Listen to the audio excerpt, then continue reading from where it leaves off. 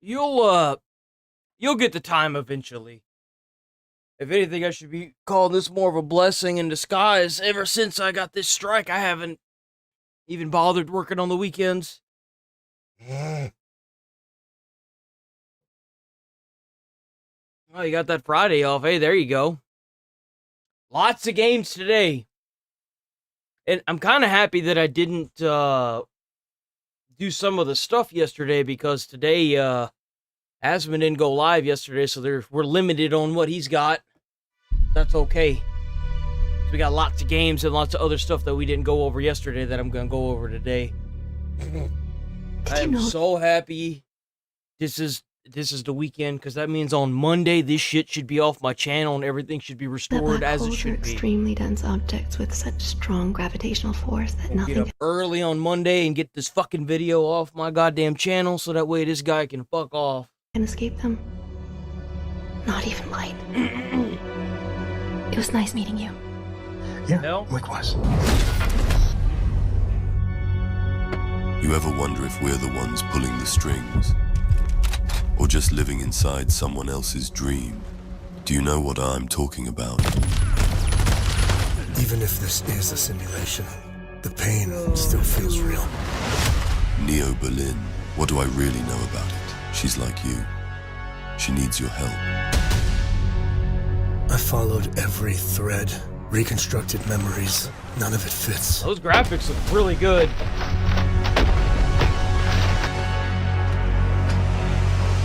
Those graphics look really good.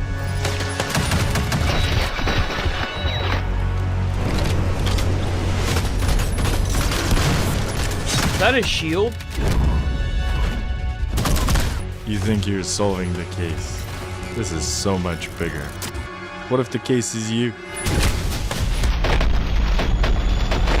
That voice was weird. That it not. The world only works with order. Without order, chaos breaks out. It's out of balance and we must restore it. Do you understand God, that, I can't Nolan? see shit. Why do some developers think that this is cool? I can't see anything and it hurts my eyes. What makes you think this? You can't even see what that is. Do you understand that, Nolan? Yes.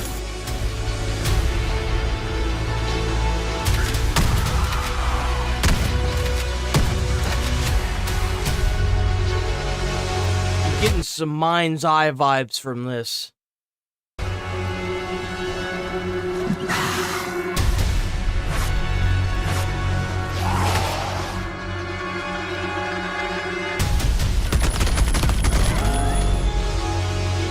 Might be good. Nolan, what have you done?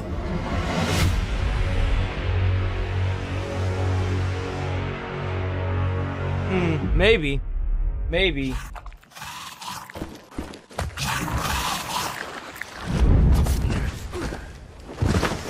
That looked like shit. That looked like shit.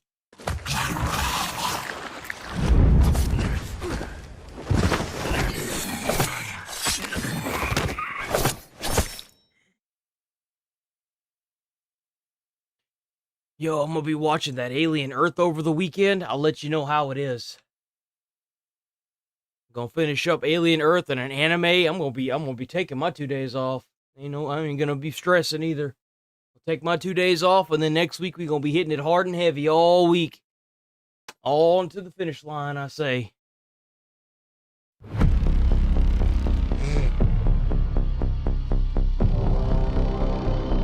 Oh no, the ducks.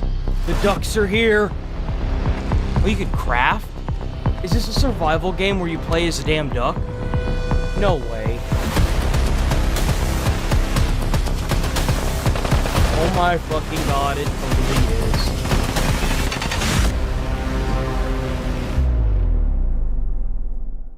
is. That's funny. Okay, that's actually funny. What in the fuck is that? This was the scene 2 months ago to the day, June 14th, at what may have been the largest mass protest in American history.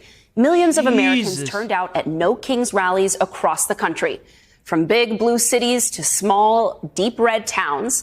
all of them united with a shared message for the president. We won't bend the knee. Despite the turnout, Donald Trump has only expanded his executive powers and flexed with this federal takeover of Washington, D.C. this week. But the Americans who oppose him aren't letting up either.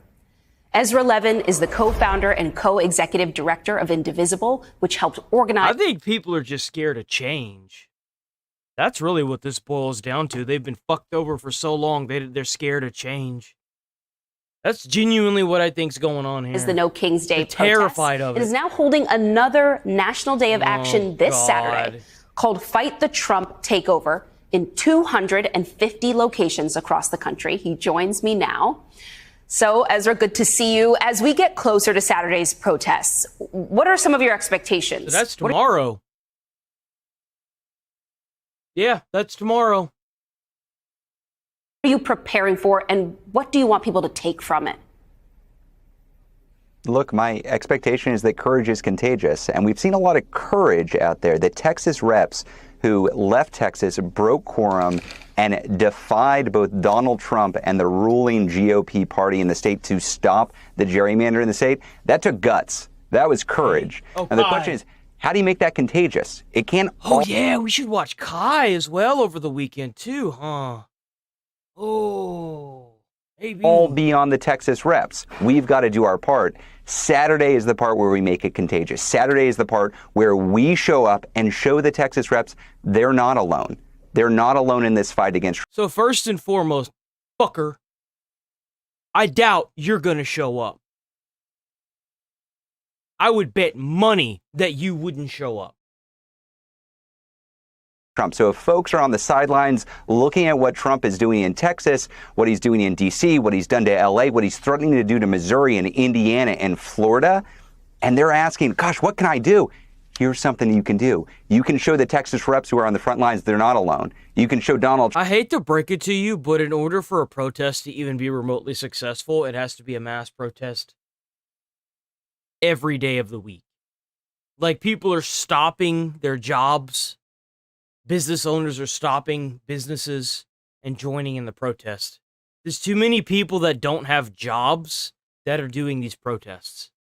Trump. That's the number one problem with these protests. He doesn't have all the cards, and you can show up and push your own state legislators, especially you all in blue states.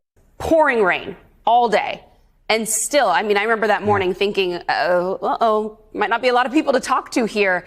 And then it smashed expectations. I mean, more than 1 million. You probably know the number better than I do at this point.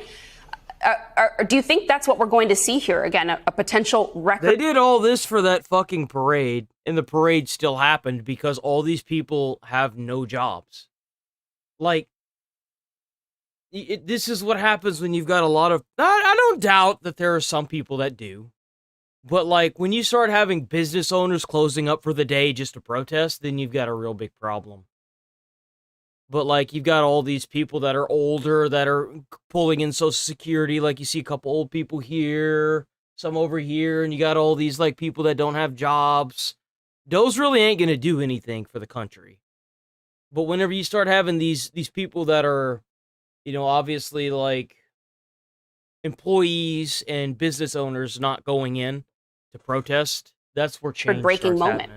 happening. And it's not like this is unsuccessful. No, that's the fact, and it's the unfortunate fact. I don't agree with it, but that's the only way change is going to happen. Well, look, there were actually I wish there were other ways to people protest. who showed up on No King's Day in 2,269 communities. But who's counting anyway, Antonia? Hopefully, there will be no riots.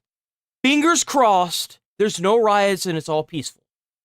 No peaceful bricks this time, guys. Please. What I would say is this. Sounds like you are.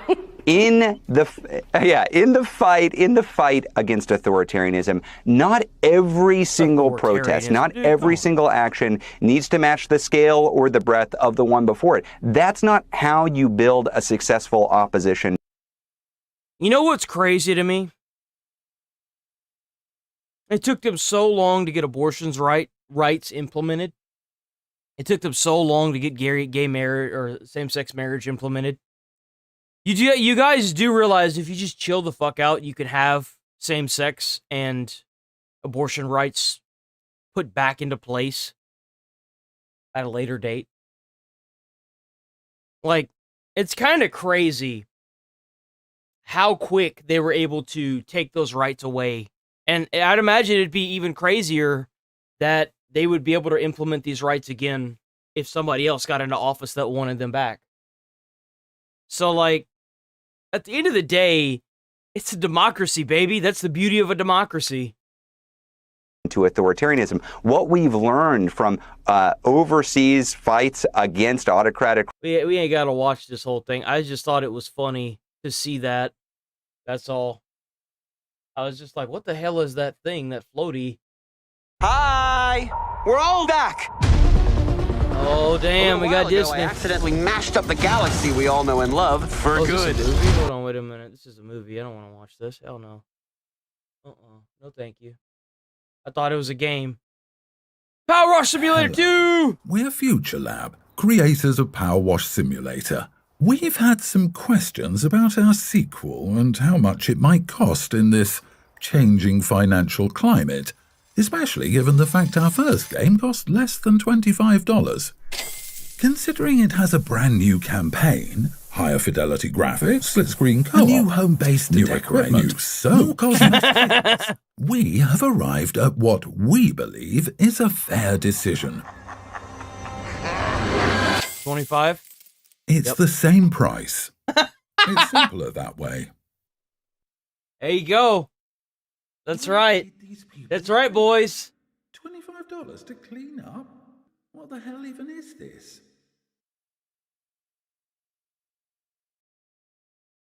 Hello, friend. Everybody's trying to cash in on that Disney Super Mario Kart, dude. Here we go. Yay! Oh. Is that Chip and Dale? Is that Dale? Yummy. Be careful. Disney game. More for me. That's Dale, I think. Oh boy, oh boy, oh boy. Speedstorm.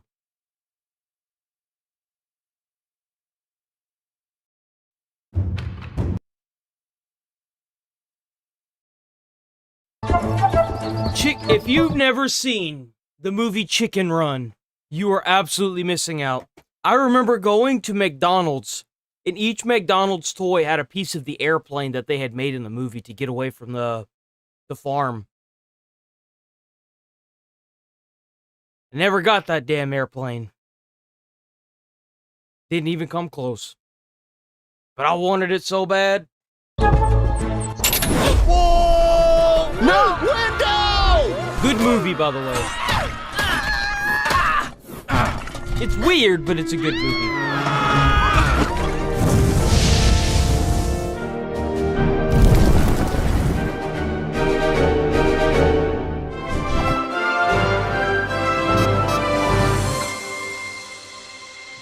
I wish that it would have shown more.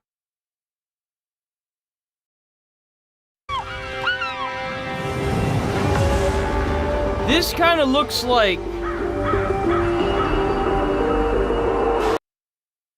Really? Is there a part 2? Really? Chicken Run 2.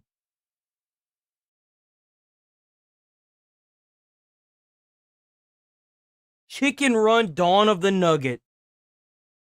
Really? That came out in 2023. I had no idea. That's crazy.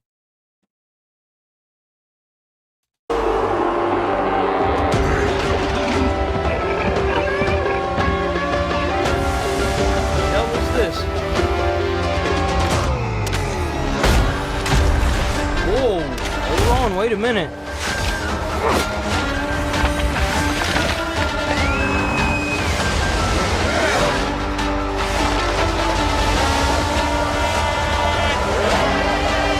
Whoa, hold on might actually be good.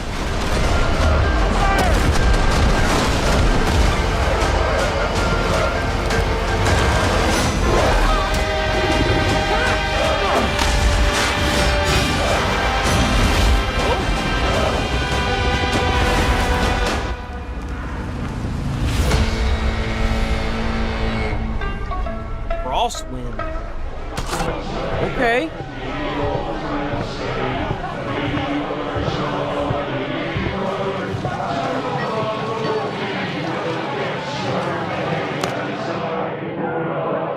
Master of Ingredients. Oh, what was the name of that? Crosswind. Crosswind game. Is it single player or multiplayer? Can be played solo or with up to 4 friends. Huh. That's pretty cool.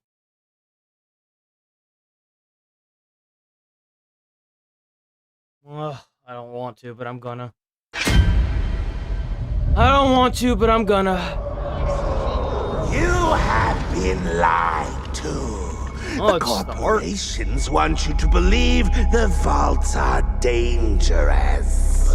They are. They say they are prisons. Alien technology built to keep demons at bay. Why does this guy have the Xbox logo on his face? But I know the truth. On the other side of that arch lies a paradise.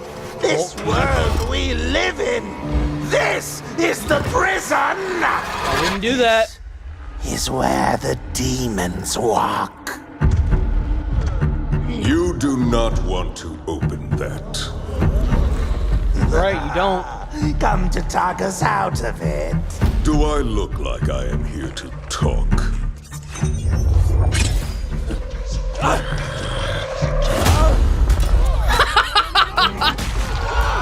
Oh! Damn!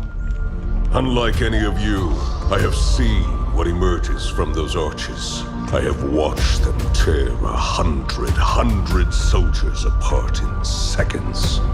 I have felt their teeth on my bones. I have lost enough, and now must walk alone. Ah, I thought you said you weren't going to talk! Oh, okay. That's cool. Oh, okay, was that a whip? That's disgusting. Uh-oh, it's gonna come out of this one. Son of a bitch. He's dead. I told you! Yep. You dumbass. Oh, it's a big lobster. You dumbass. What is that?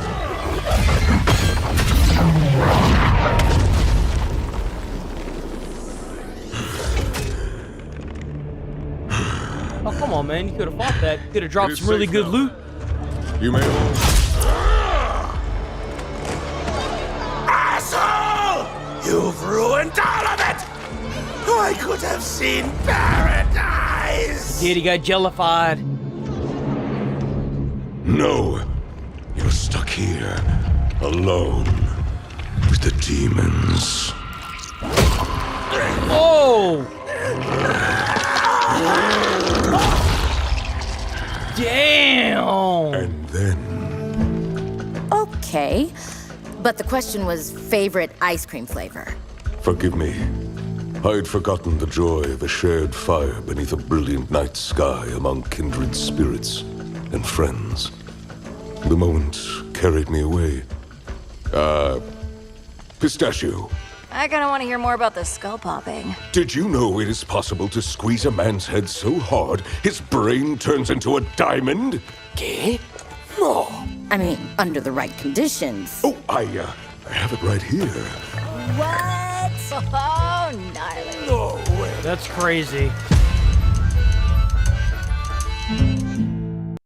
That's what's up.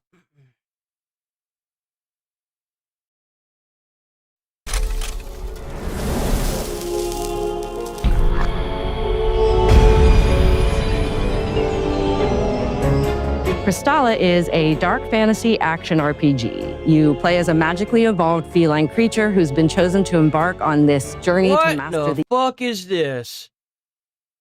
ancient magics of the Sacred Six Crystals. Where these crystals rained down and landed, magic fluctuated, causing the world's dominant feline and rodent species to rapidly evolve, mutating them into the rival Anagativa and Kotakaya. Over time, the Anagativa came to worship these six crystals, revering them as deities, as gods, forming whole societies, 6 clans surrounding them.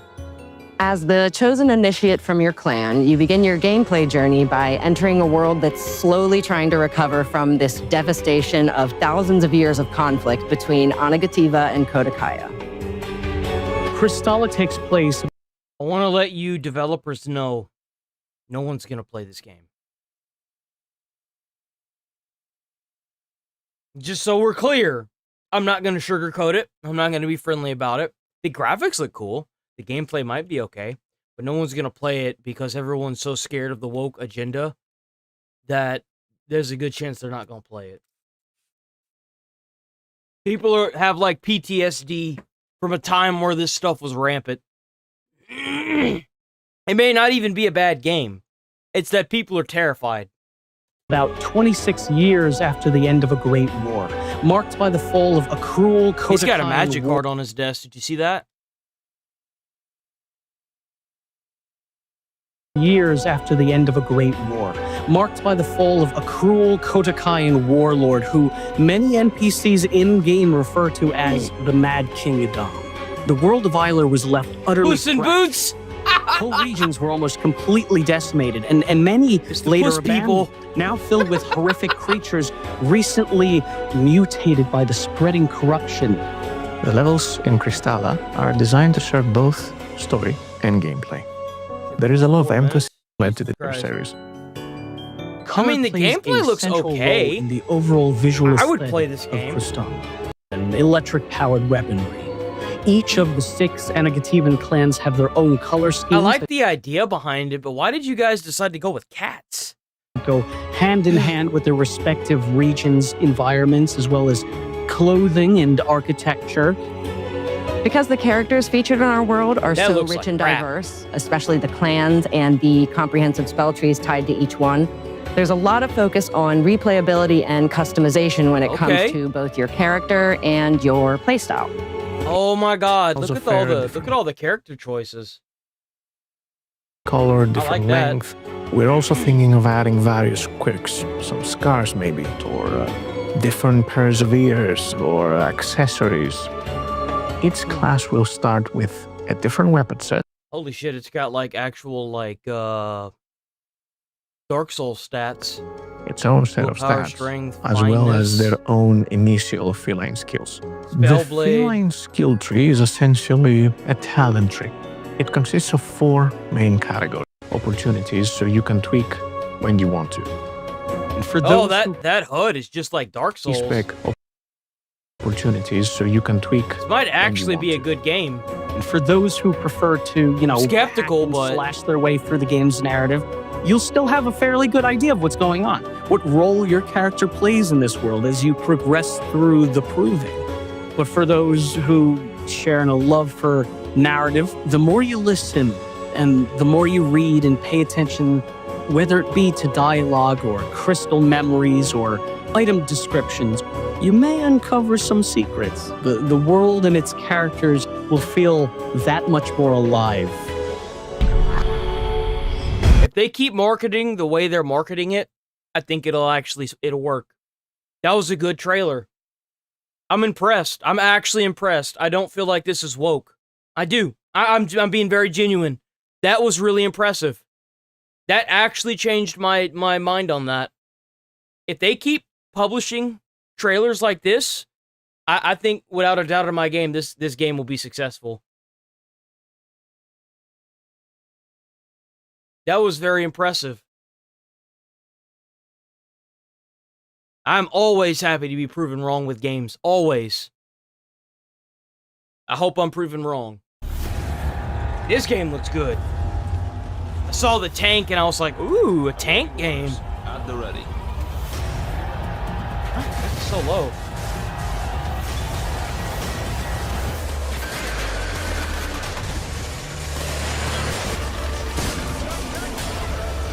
Oh, what the hell is this? Is this a point and click? Oh, that's dumb.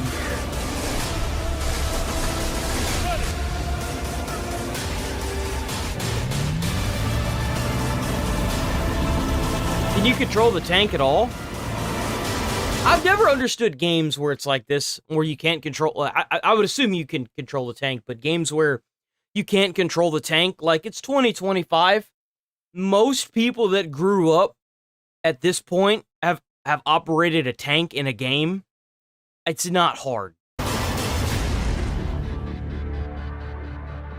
Sherman Commander. Interesting. Interesting. Very interesting. Shinobi. Remember, you was really looking at this one. The graphics look really good. It reminds me of Hades.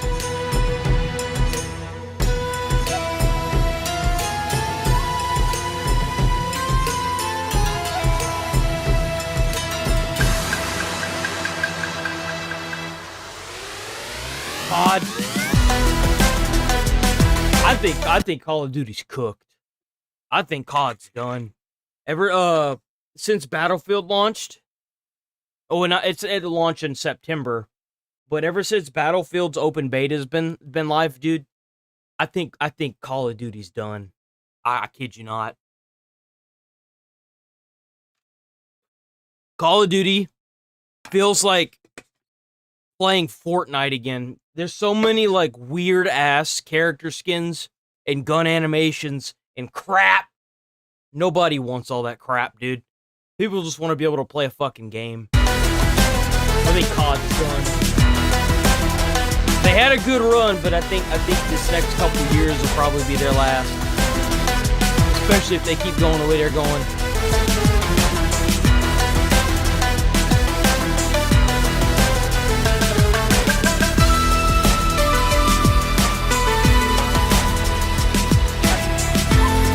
That music is banging, though.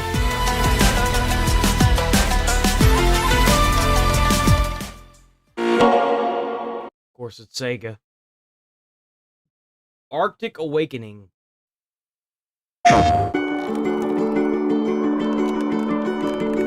Okay, this is Kai. We're on day 23. Oh, and this is log number 1. I've been holed up with this drone in my plane's cabin for the last few days. Oh my goodness, have we crashed? Is everyone all right? Kai, you out there? Oh, thank God. I thought I'd lost you. You did. The hell happened? Something sliced the tail clean off. I think you should look at this. What's going on? What do you see? Don't keep me in suspense, man. Nothing worth mentioning. It's a decision-making game. Hopefully the decisions that you make during the dialogues are actually worth a shit and not just blow-off. Huh. Is this the kind of situation that gives a person the creeps? Maybe that'll get someone's attention. Can you see me now? Can you? Mayday, Mayday. This is Tree 1, Charlie, Echo, requesting emergency assistance. Never did listen to it before. 3? You mean? Not Tree. Don't know why it start now. What good is your bullshit gonna do for us right now? Me? I'm not the one that leaves a co-pilot for dead. Or you still hide from that truth, too. You're the one who jumped and left me to die. Or did that escape your thick head, too? And you were supposed to follow.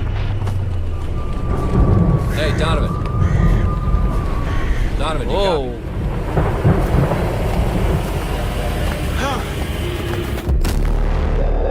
Creepy.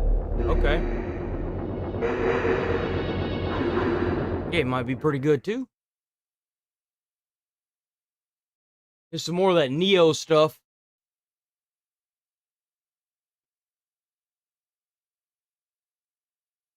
Ah, God damn. Ah, big stretch. Big stretch. Okay.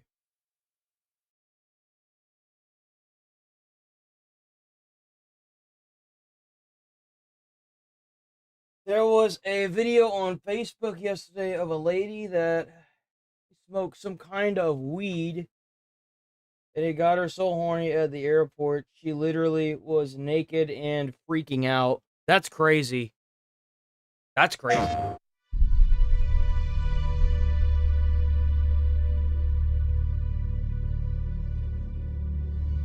Did you know that black holes are extremely dense objects with such strong gravitational force that nothing can escape them? Not even light. It was nice meeting you. Yeah, likewise. You ever wonder if we're the ones pulling the strings? Or just living inside someone else's dream? Do you know what I'm talking about? Even if this is a simulation, the pain still feels real. Neo Berlin, what do I really know about it? She's like you. She needs your help.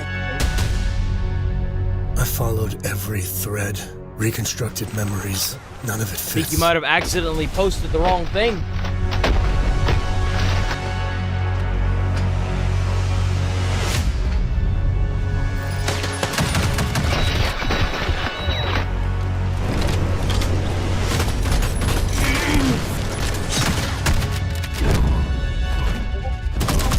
You think you're solving the case. This is so much bigger. What if the case is you?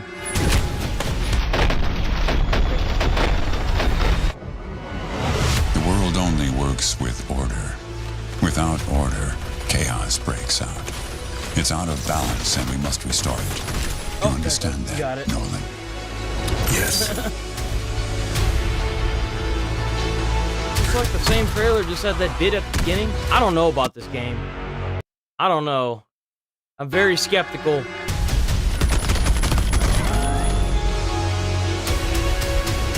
That gunplay looks awful. Nolan, what have you... How you that close to that guy and you can't hit him with that gun? Yeah, look at that. Look at that.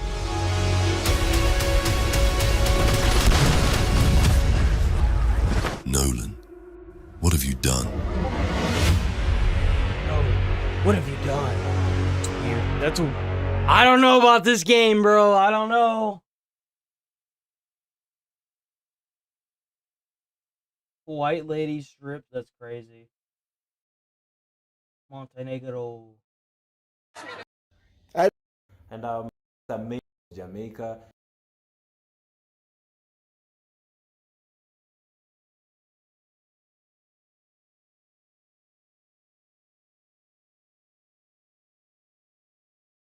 And she probably got some good fucking marijuana if she's over there butt ass naked at an airport.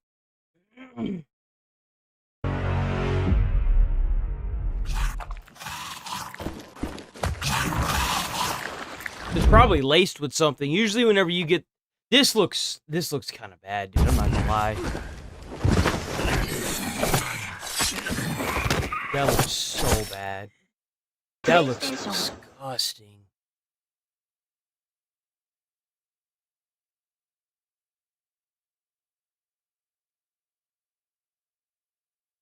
I want to, but I'm not gonna. All right, Bigfoot Yeti's date. The prank war got personal. I think they fucked up. I'm waiting on Boom Morphed again to post something. The day is here.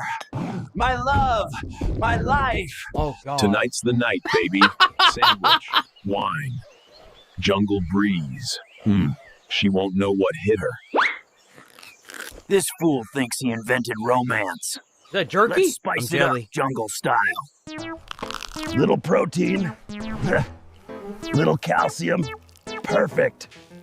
And we got some music up in here? Sommelier Bigfoot presents Le Pisse Sauvage 2025 vintage. He missed it completely.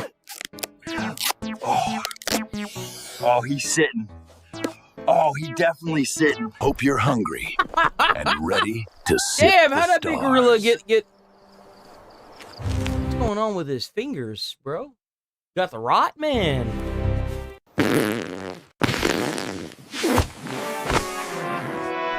I swear that was not me. I didn't do it. But hey, I made us some sandwiches. Let's eat. Did you feed me dirt?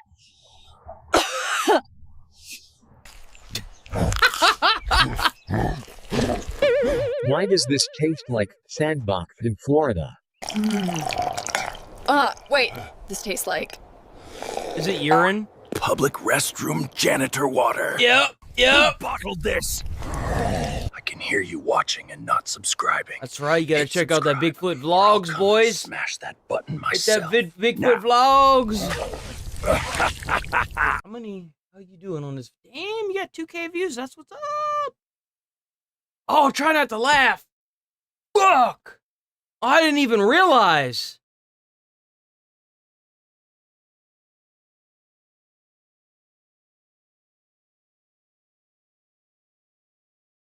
Damn. I failed that shit. Is this trash panda piss? Yo, I said sandwich, not snack. That wine, 100% organic raccoon bladder. Ah! Hey, you ever had gritty romance? I was just testing your survival skills. Wait, no, don't leave. I have charcuterie. I'm gonna rip the fur off that gorilla's chest. Slowly. So shiny. With tweezers. No escape this time, furball. Nature's calling, and the door's closed. No, oh no, oh no. Gotta find the place.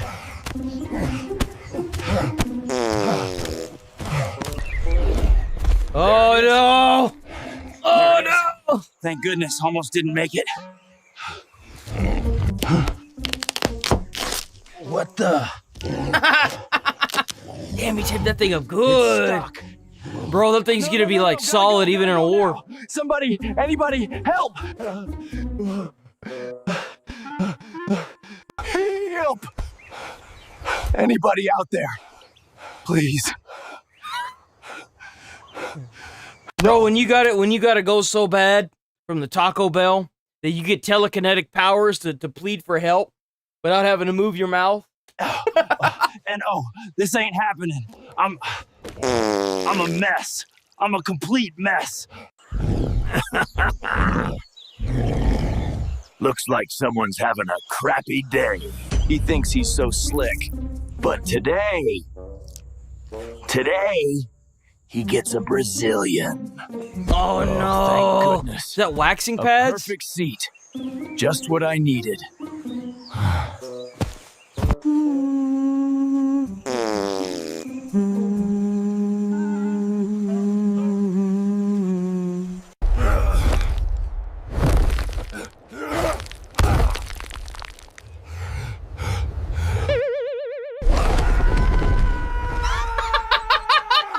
I can't believe this. Yo, that picture. Gone. I'm a complete mess. Oh yeah, you see the sides? Oh my god, his sides were just shredded, dude. I'm a complete mess. Yo! I'm gonna rip your fur off, hair by hair, and braid it into a rug. Oh, that's personal. Jesus. Time to catch a fool with the perfect bait. Yo, where can I get one of those where can I get one of those cases? Because that thing looks kind of cool. It's kind of like grass and dirt. I wonder if you put it face down, it looks like a rock. You know? So no one steals it. It's a match. What the hell? She's real. Your phone's facing the wrong way. OMG! I'm finally going on a date. I'm so nervous. Am I handsome? Am I ready? Bro's simping out now. Uh-oh. Bigfoot might be cooked. Bigfoot might be cooked. Here she is, jungle sweetheart. just as captivating as her photos. Hello? Sasquatch Babe 69? I brought you flowers. You look a little different from your pictures. Yo, it'd be like that. It'd be like that. Yo, it's a little different from your pictures.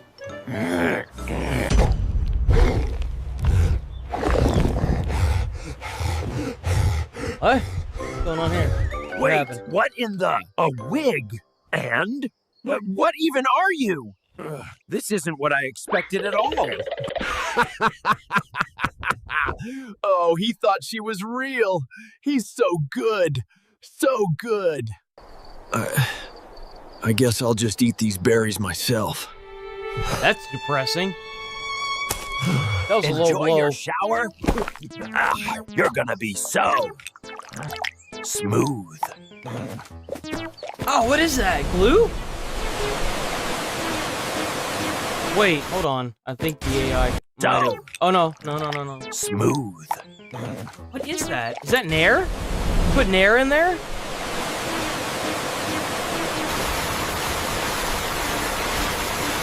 No, I'm kind of curious now. Does putting water in a coconut like that actually give it some odor? I'm so curious. Oh, man. Coconuts are fucking nasty, too. If you've ever had an actual coconut, they're grody, dude. The skin is good, but the water inside is disgusting. It's so weird tasting. It is not like the sugar infested coconut that you eat in something, dude. It is not. That ain't it. Why does my head tingle so much? No. What is... Have you had an actual coconut, though? Have you broken it open and, like, eaten an actual coconut? I love coconut if it's in stuff, but just the coconut alone, the water's disgusting. The coconut that's like meat, that's pretty good. I'll admit, that's pretty good, especially when it's cold. Like, if I was on an island and that's all I had, obviously I'd fucking eat it and I'd drink it, but other than that, it's not the best. This... And that's if you can get the damn thing open.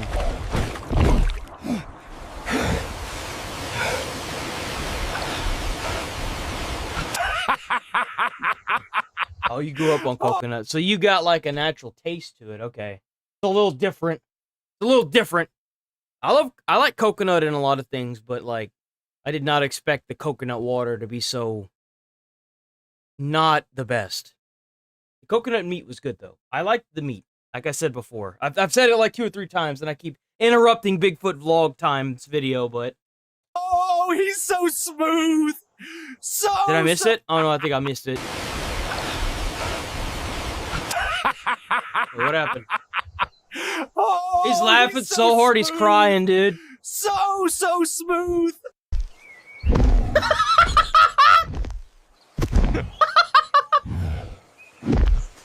Bro, he got a bald head like his ass. This means war, and you're gonna be the one who loses his fur, and a lot more. Yeah, that's kind of funny because he did say that he was gonna get him. Yeti did say that he was gonna take off Bigfoot's hair and put it in a rug, man. You better be careful, Bigfoot. He's coming for you. Bigfoot is scared of the IRS. Let's make him more... I don't know who isn't scared of the damn IRS, dude. The IRS scares me. I'm scared of the IRS. I don't like the IRS. I don't like having to owe them money. It's scary. More scared. That's how they got Al Capone. Just a few tax more. evasion. Then we'll see who's a tough guy. I'm not evading my taxes. I just haven't worked in 2 years, so I don't have anything to give you. Don't put me in jail.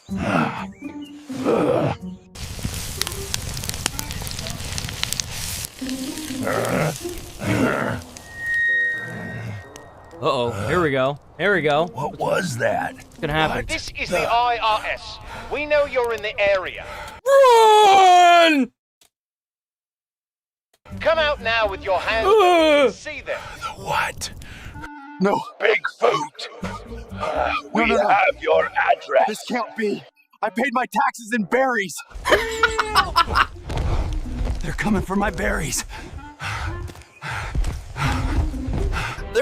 They're gonna take my berries. I can't let them take my berries. Bro, he's in a fetal position in a corner. That's messed up. That's some hardcore shit. That was a good one though. Oh, the IRS is coming. All right, look. I'm not letting it go. A man. Bigfoot getting old. You see all these white gray hairs he's got going on here, man. Man's gotta be bigger than the prank, yeah, I know. Let's add some laxatives to Yeti's coffee and see the drama. That's messed up. Morning coffee with a little extra kick.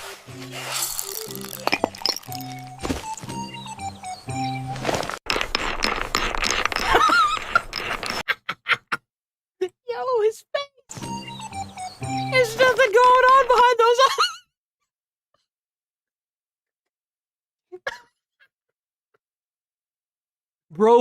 Bro's NPC. And soon he'll be a rocket.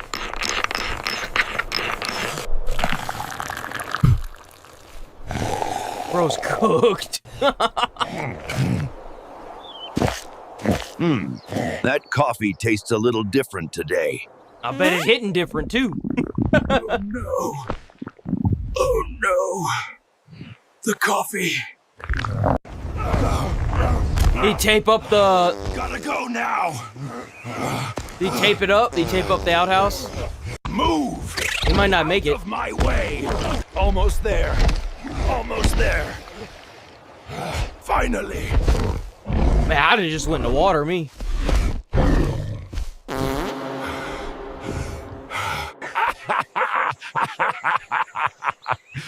Oh, he's having a bad coffee day.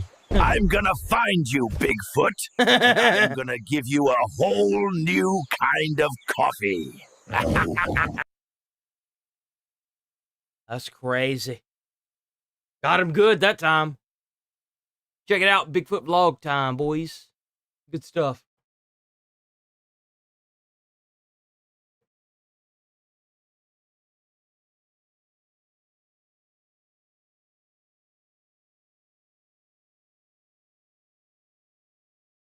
Oh, what the fuck? How'd that happen?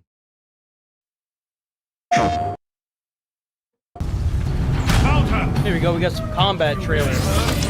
Let me guess, she's gonna hit him once and he's gonna die. Oh.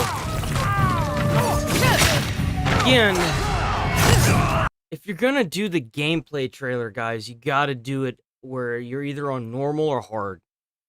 Like, I don't know what's going on, but this doesn't really look like the Ghost of Tsushima that I know.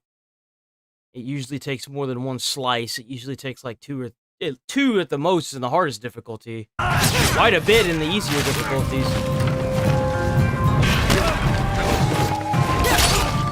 I think Ghost of Tsushima, for its time, was probably the most balanced games I've ever played in the hardest difficulty.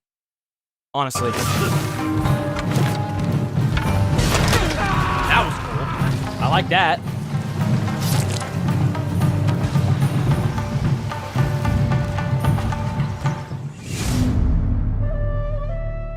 I don't know. I'm still skeptical. PlayStation. I hope I'm wrong, but it don't look like it's gonna do very good.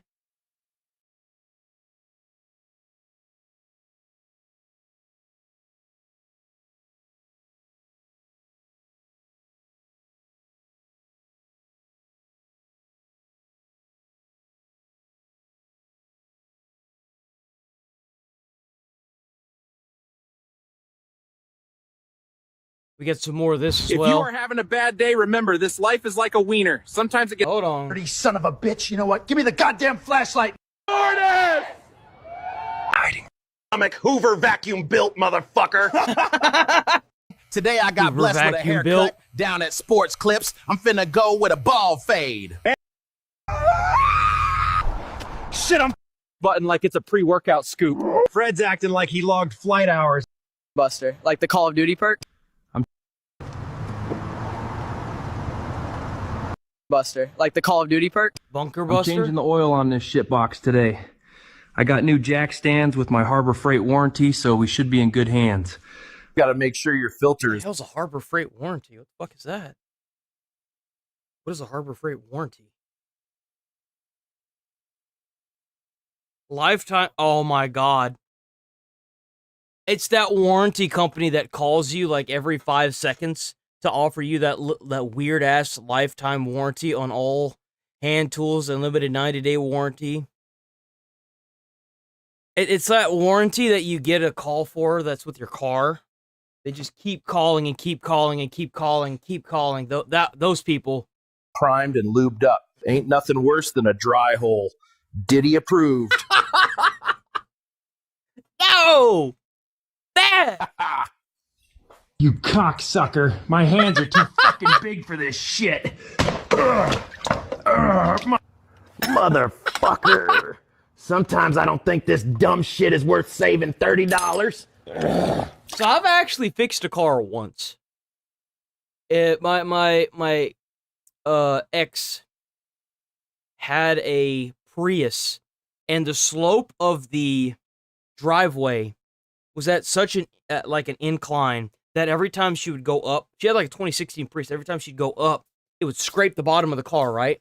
It keeps scraping the bottom of the car, keep scraping the bottom of the car, keep scraping the bottom of the car. And she had it had happened so much that it had rubbed off the bottom like holders of the car. So it was dragging on the pavement because of how low the car was.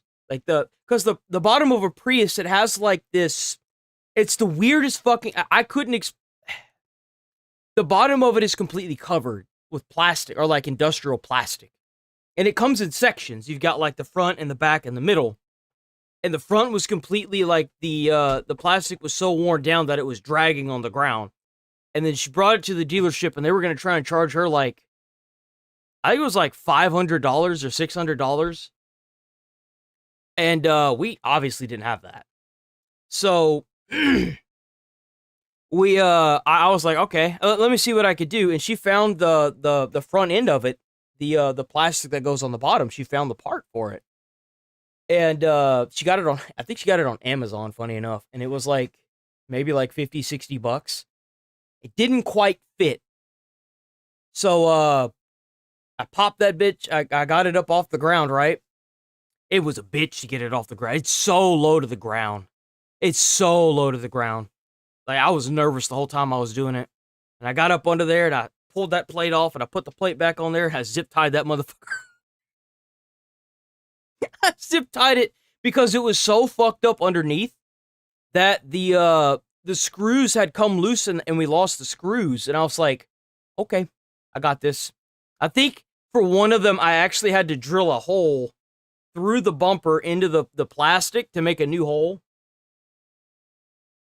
And it was great, dude. Yeah, man, that's all I had.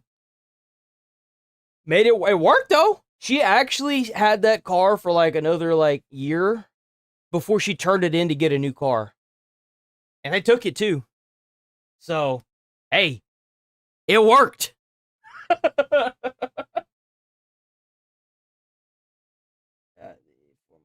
Car was $700 at one of them parts stores. I got it on Amazon for $200.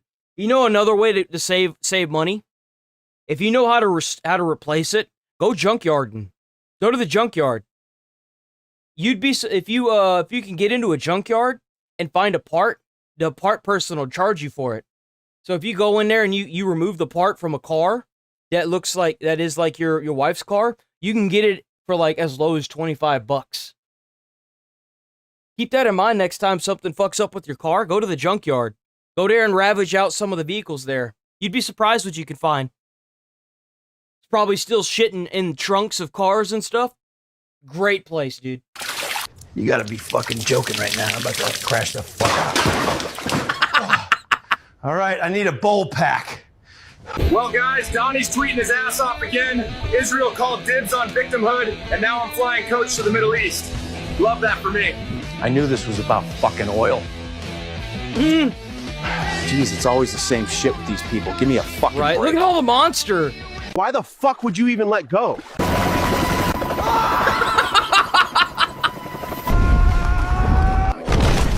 Hey, Liv. The fuck you mean why? My ass cheeks were clapping louder than the fucking rotors. We gotta find a place to set up camp till morning. Yo, I can just imagine him being held up there and you're.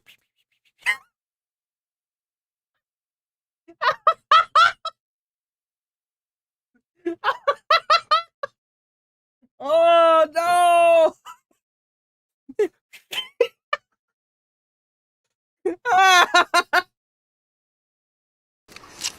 This shit better come with a breakfast buffet and trauma counseling.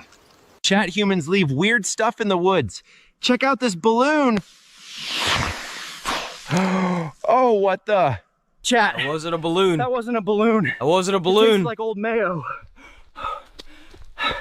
What did I just inhale? Came out here to do a Oh God, he nailed it. fucking He's good. oil He's change, done. and now I've ended up in this cluster. Why are there fuck of two a engines? situation. You know he messed up. What's up, motherfuckers? I work for the United States ICE unit. It truly is a sad day. Now, if your name is Edgar or Pedro, we are coming for you, amigo. I'm the top agent here with over 74 detainees in the past. Did you hear what the ICE programs are offering? So if you join ICE, they're offering like a $5,000 starting price, and they're offering like a percentage of your student loan. Like if you have student loans and you join ICE, they'll actually pay up some of your student loan. Last week, baby. God bless America and fuck your feelings. On our way to raid a Taco Bell. There's been an influx of Pedro and Edgars at this location. No! Time to roll, boys. Chat, we've been breached. Someone gave the illegals weapons. What a fuck up. The Chinese government is behind this.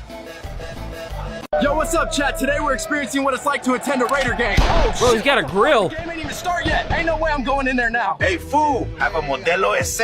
That was nothing. Just wait until after the game. This dumb broad keeps calling asking me to buy diapers. Like I don't have a $450 Harley payment to make. God damn. Yeah, I guess so, because a Harley's pretty expensive, ain't it? I think a Harley is like $50K now. Like, what is the cheapest new Harley?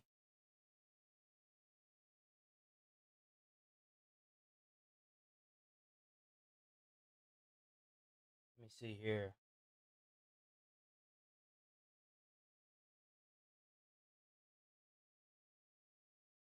They got some cheap ones. There's one here for $23K. That's still really expensive. My car was $23K. Today I will be trying something called moonshine. I heard it's like unaged whiskey. Oh no, it's actually illegal to make moonshine.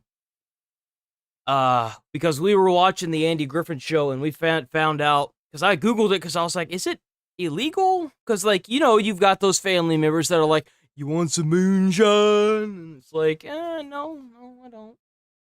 All right, love you, drive safe. And then like, I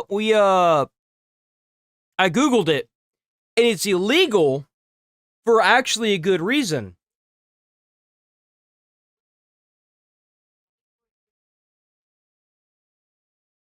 Shut up, bitch. Ain't no one asking you. Goddamn phone talking to me, man. What the fuck?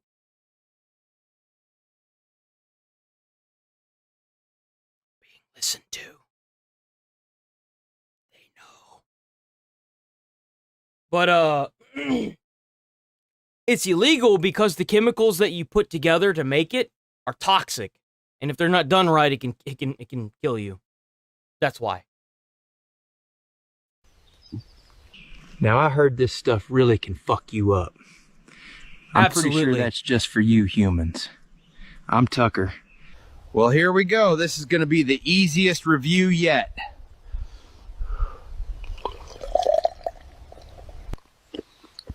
Why is he chewing it? Tastes a little strong, but honestly, I feel fine. You guys might just be lightweights. That's not how moonshine hits. It burns the whole way down from what I've been told. Actually, you know what? I've seen it happen too many times. What is the sensation of drinking moonshine compared to? Moonshine, compared to other spirits, has a stronger, harsher, and more raw alcohol taste due to its unaged nature. It's often described as having a bold, intense flavor that is unlike the smoother, more refined flavors found in aged spirits like whiskey. Additionally, moonshine typically has higher alcohol content.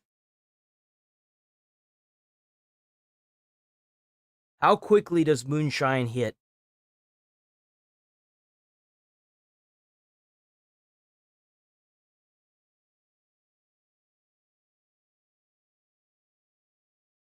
There's a Reddit post that says, hey, moonshine can be great unless you get acid reflux in your early 20s and can't drink anything strong anymore. The title of it is, how the hell are you supposed to drink moonshine?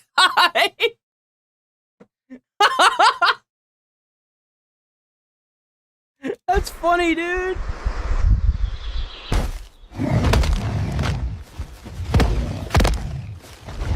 Oh.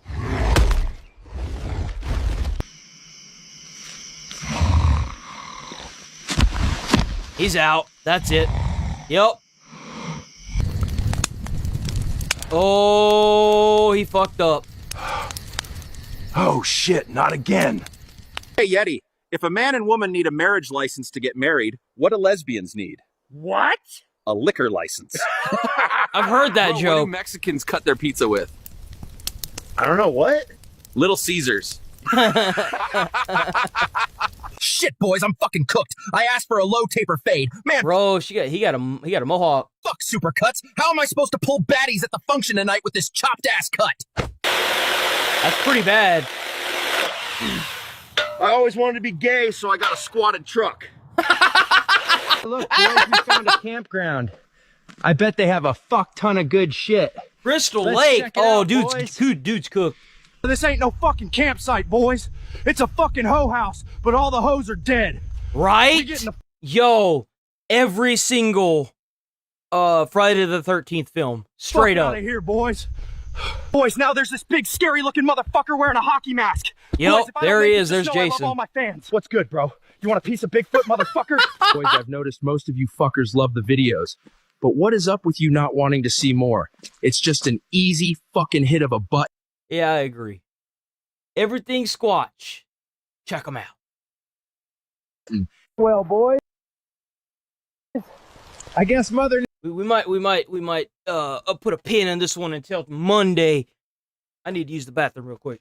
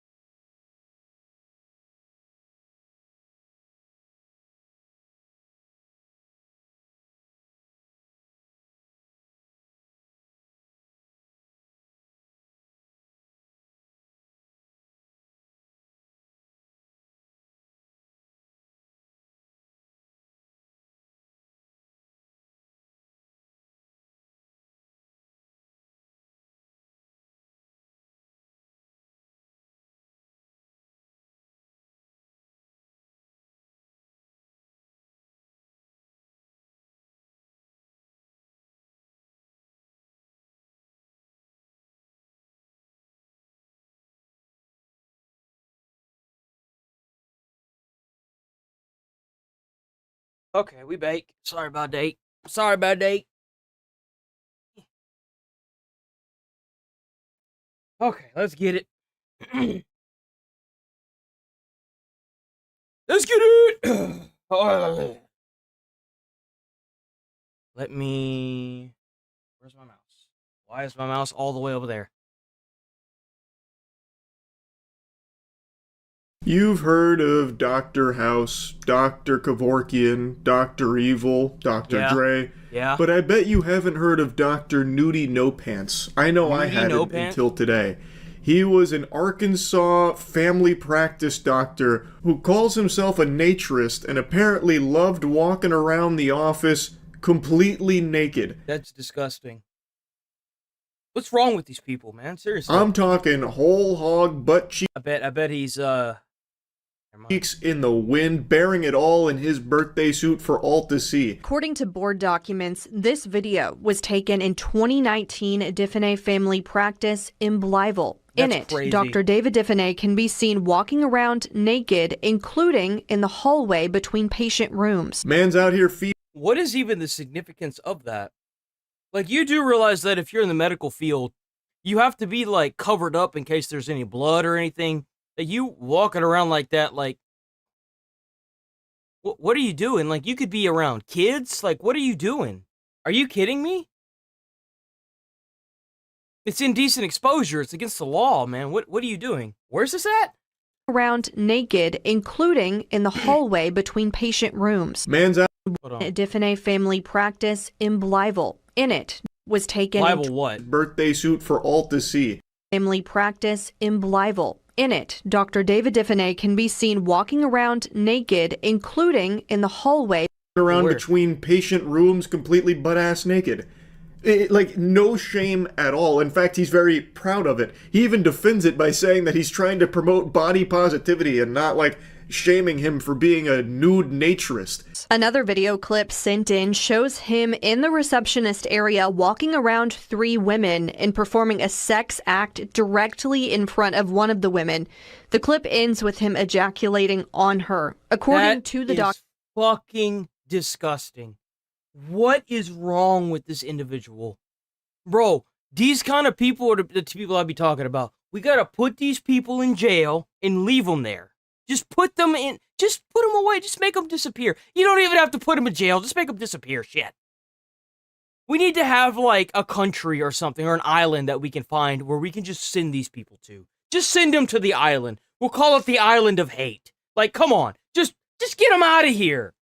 Documents we received, not only did the woman work in Diffenay's office as a lab tech for another company, she was one of his patients. This is a doctor. He's supposed to be treating patients, but instead the only thing he's treating is his nuts to an all-you-can-come buffet. This disgusting animal ejaculates on one of his patients, who was also one of his employees at one point, and then he also eats some pizza to celebrate it. I don't How did she not get up and leave and then sue the shit out of him? And, like, press charge? Like, dude, how? How he got away with this for so long. Like, I don't know how he's not behind bars. This shit is crazy.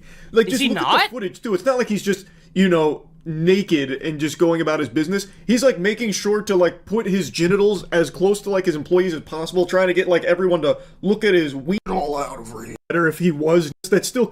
This all happened during business hours. They also claimed Diffenay used his, quote, position of power, sexual grooming, salary increases to groom employees and patients into repulsive acts. At least one person... Jesus Christ, how did this guy get away with it for so long? Agrees. Dr. Bradley Diner with the Arkansas Medical Foundation. Arkansas? Holy shit. Bro. How did no one beat the crap out of this guy? Quote, the pervasive behavior leads to concerns about a sexual compulsive disorder of paraphilia, which may in fact cross boundaries with his delivery of medical care. I hope at least one other person agrees this is unacceptable. I would hope everyone agrees. How did it, what? How?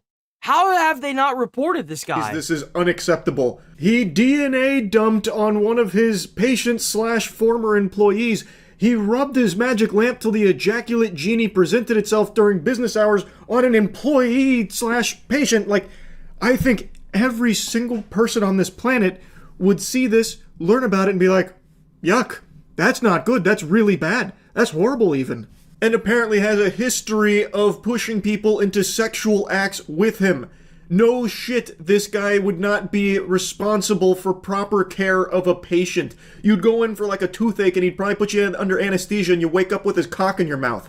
This is absolutely someone that should not have their medical license anymore. He should be in jail. An investigator with the Arkansas Department of Health interviewed Dr. Diffenay in September. According to the report from that interview, Dr. Diffenay was informed there were video clips of his actions. Dr. Diffenay said, quote, "I don't know anything about that at all. I'd have to see those things to I bet you don't. Oh, I'm sure you don't have any idea what you're talking about." An interesting tactic from old... When you pull it up on your phone and you show them and be like, "Sir, is that you? That sure does look like you." Diffenay here. So David's playing the fool, acting dumb. I bet he is. What are you talking about? I bet Walking he around is. the office naked? Oh, goodness gracious, goodness me. Who would do something like that? That sounds, so yucky. I have no idea what this would be pertaining to. I guess you're right, he does have his cap on. Footage there. Perhaps it's AI generated or doctored in some way, because that just doesn't make any sense. Meanwhile, Bro was so comfortable with his position and using these women the way he did that he would walk around. You know how disgusting that is? He was so comfortable with abusing these women and using his position of power that he was walking around naked and then DNA dumped on one of them. That is so disgusting. What in the hell? Public Instagram account. This is worse. This is just bad. I just named Naked Dr. Dave. I got a Dr. hunch Dave. that he probably knows what they're talking about. His Instagram, he used to just proudly post himself fucking full bore. I wouldn't be surprised if he was goat-seeing on that shit. Like, he openly would be nude and proud of it, and then when confronted with it by authorities, he's like, "What are you talking about? Walk around the office without any clothes on? Most outlandish thing I've ever heard." K8 News attempted to call Diffenay at his various offices for a comment. We also called his personal phone number and left a voicemail. We received no response. So we went to his home to see if he would answer our questions. They went to his house. Bro's got money. Surprisingly, David was a little shy this time around. He did not respond to their request for a comment. He didn't answer the door. Though, admittedly, I half expected him to do like some kind of action movie star scene where he jumps through one of the windows, fucking butt-ass naked, and chases him around going, "Ah!" or something like that. But none of that happened. He was laying low. This isn't the first time Diffenay has been investigated by the medical board. Earlier this year, someone complained about what Diffenay calls his naturist activities. In the January complaint, the board was informed that Diffenay was posting nude photos of himself on his social media accounts. That's crazy. Diffenay said he is a naturist, and his accounts were well known to the naturist community. He cited the practice as promoting acceptance and body positivity, adding, quote, "Doesn't matter, it's illegal to be naked, dude. It's called indecent exposure. You can be a naturist all you want on private property. That's not a business." "We do not shame, sexualize, fear, or negatively stigmatize the naked body." Hey Dave, got a brain buster for you. Quick question. Does naturism include blowing a load non-consensually on one of your employees/patients? I don't know enough about naturism. Is that proper protocol? Because it strikes me as odd. It strikes me as a sexual person, like a very predatory person even. Probably not covered in the naturism belief system. His defense of all of this is just insanity. We do not shame, sexualize, fear, or negatively stigmatize the naked body. Weirdo worm. Well, I hate to break it to you, but again, it's indecent exposure. You are breaking the law. What is it with these people thinking that they could just break the law? Just on one of your patients. No one cares about how you think or feel. It's a law for a reason. What are you talking about, man? Bro, he's like in a practice too. Just imagine how many kids have to come in and deal with that shit. It's disgusting. It doesn't happen without you sexually stimulating yourself. You are sexualizing your own body in the office. It's like it's sexual gratification. That's why he's doing this. It's disgusting. It really is disgusting. Shield that you're trying to hide behind of, like, body positivity just doesn't work. You're a fucking freak, a sexual degenerate. I also imagine everyone feared your naked body because you used it as a biological weapon, shooting the goddamn T-virus out of your dick at least one employee/patient. You are a criminal. Now, in regards to ejaculating on his patient, he is trying to claim that it was a poor decision, but it was consensual. So, investigators were talking to him. What time frame were you referencing when you said, I don't walk around clients naked? Was that 2019? Diffenay said yes. So you lied to the investigator. I mean, yeah. Openly just confirming that he's lied to the investigators here. Pretty much, yeah. I mean, they've got video evidence of this sexual act that he did on sent by them being there. I don't know if it's part of, like, a contract they sign as a new patient, like, you must be okay with Dr. Diffenay occasionally ejaculating on you. Sign. Like, this makes no sense to me. I don't know how he can possibly make the claim that it was consensual while also confirming that there wasn't any conversation or anything prior. If you ask me, that sounds like sexual assault, and I think it should be treated as such. I agree. Imagine. He added that there was, quote, no crossover whatsoever with my professionalism while practicing medicine. But there is video of you in the building doing this. My what do you mean? Activities. That is You're a lie liar, dude. about medicine. Like, it is completely professional while giving care to your patients. Also, this is a family practice, apparently. Did he also see children while... That's what I'm saying. He did this around kids. Get it? Like, there's... Even if we didn't have the plethora of video footage we have of him naked at the office and doing that disgusting stuff around and to his employees/patients, like, even just the thought of a naked medical professional is unnerving and completely inappropriate. And even outside of the medical field, I wouldn't be going to Big Bubba's nude mechanics to get my cars fixed up, even if they're not over there fondling me or fucking jerking off and coming on my legs or anything. I still wouldn't be taking my car to that place because I don't know which to choose. That just kind of blows my... What happened? Agreement after he was investigated by our board January 31st. Entered into deferred position. The medical board and criminally charged for allegedly illegally distributing pain medications. Criminal charges were dropped, and Diffenay agreed not to practice medicine in Missouri for 3 years. In 2013, the Missouri State Board of Registration for the Healing Arts closed the matter before the medical board and took no action. What? On October 14th, the Arkansas State Medical Board suspended Diffenay's license related to the videos submitted in July. His hearing is set for December 6th. We will be there to provide further updates. Yeah, so his license has finally been suspended after... Yeah, it only took so much, right? Like, goddamn. Well, they did it. Roblox decided to double down. 23 hours ago. Hold on, give me a second. Well, they did it. I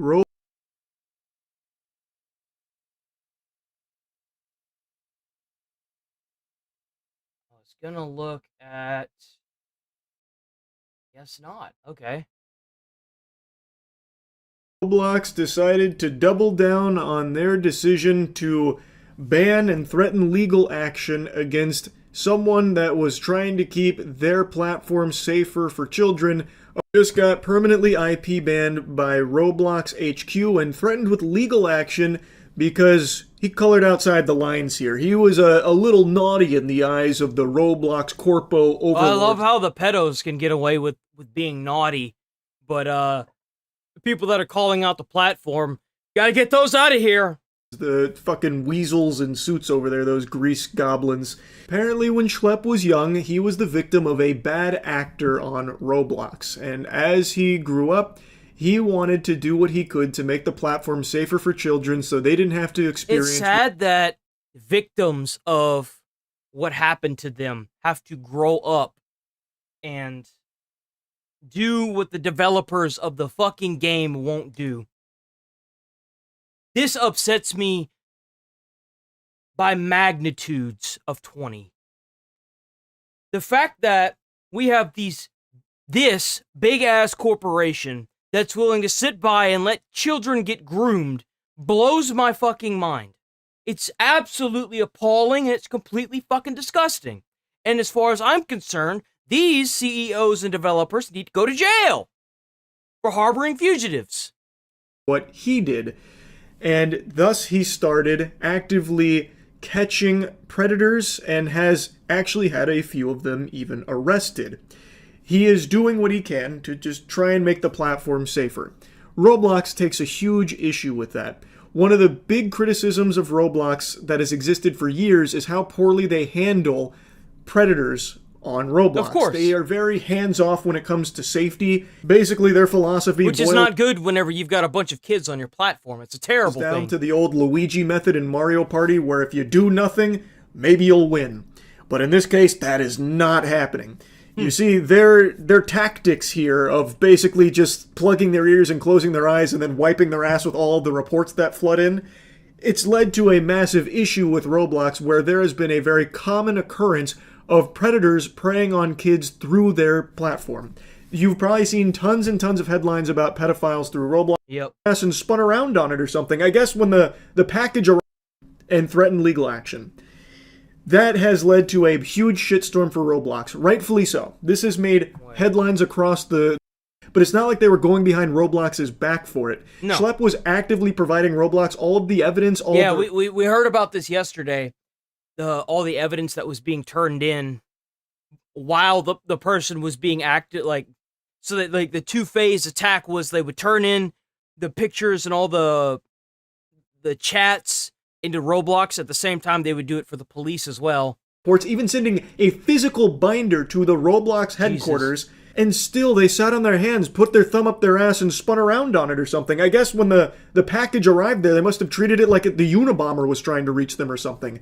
Like, Schlep and all of these other predator catchers on Roblox are actively trying to go through the proper channels, so Roblox will be the ones to act on it, but they just haven't been. At least not enough, clearly, because there's still a huge problem on Roblox. That's a massive problem.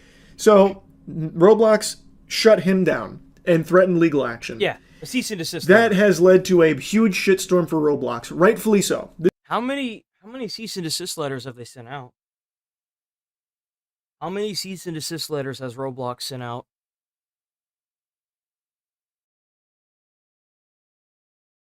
Cease and desist letters Roblox has sent out is not publicly available. However, recent news reports indicate that Roblox issued a cease and desist letter to YouTuber named Schlep.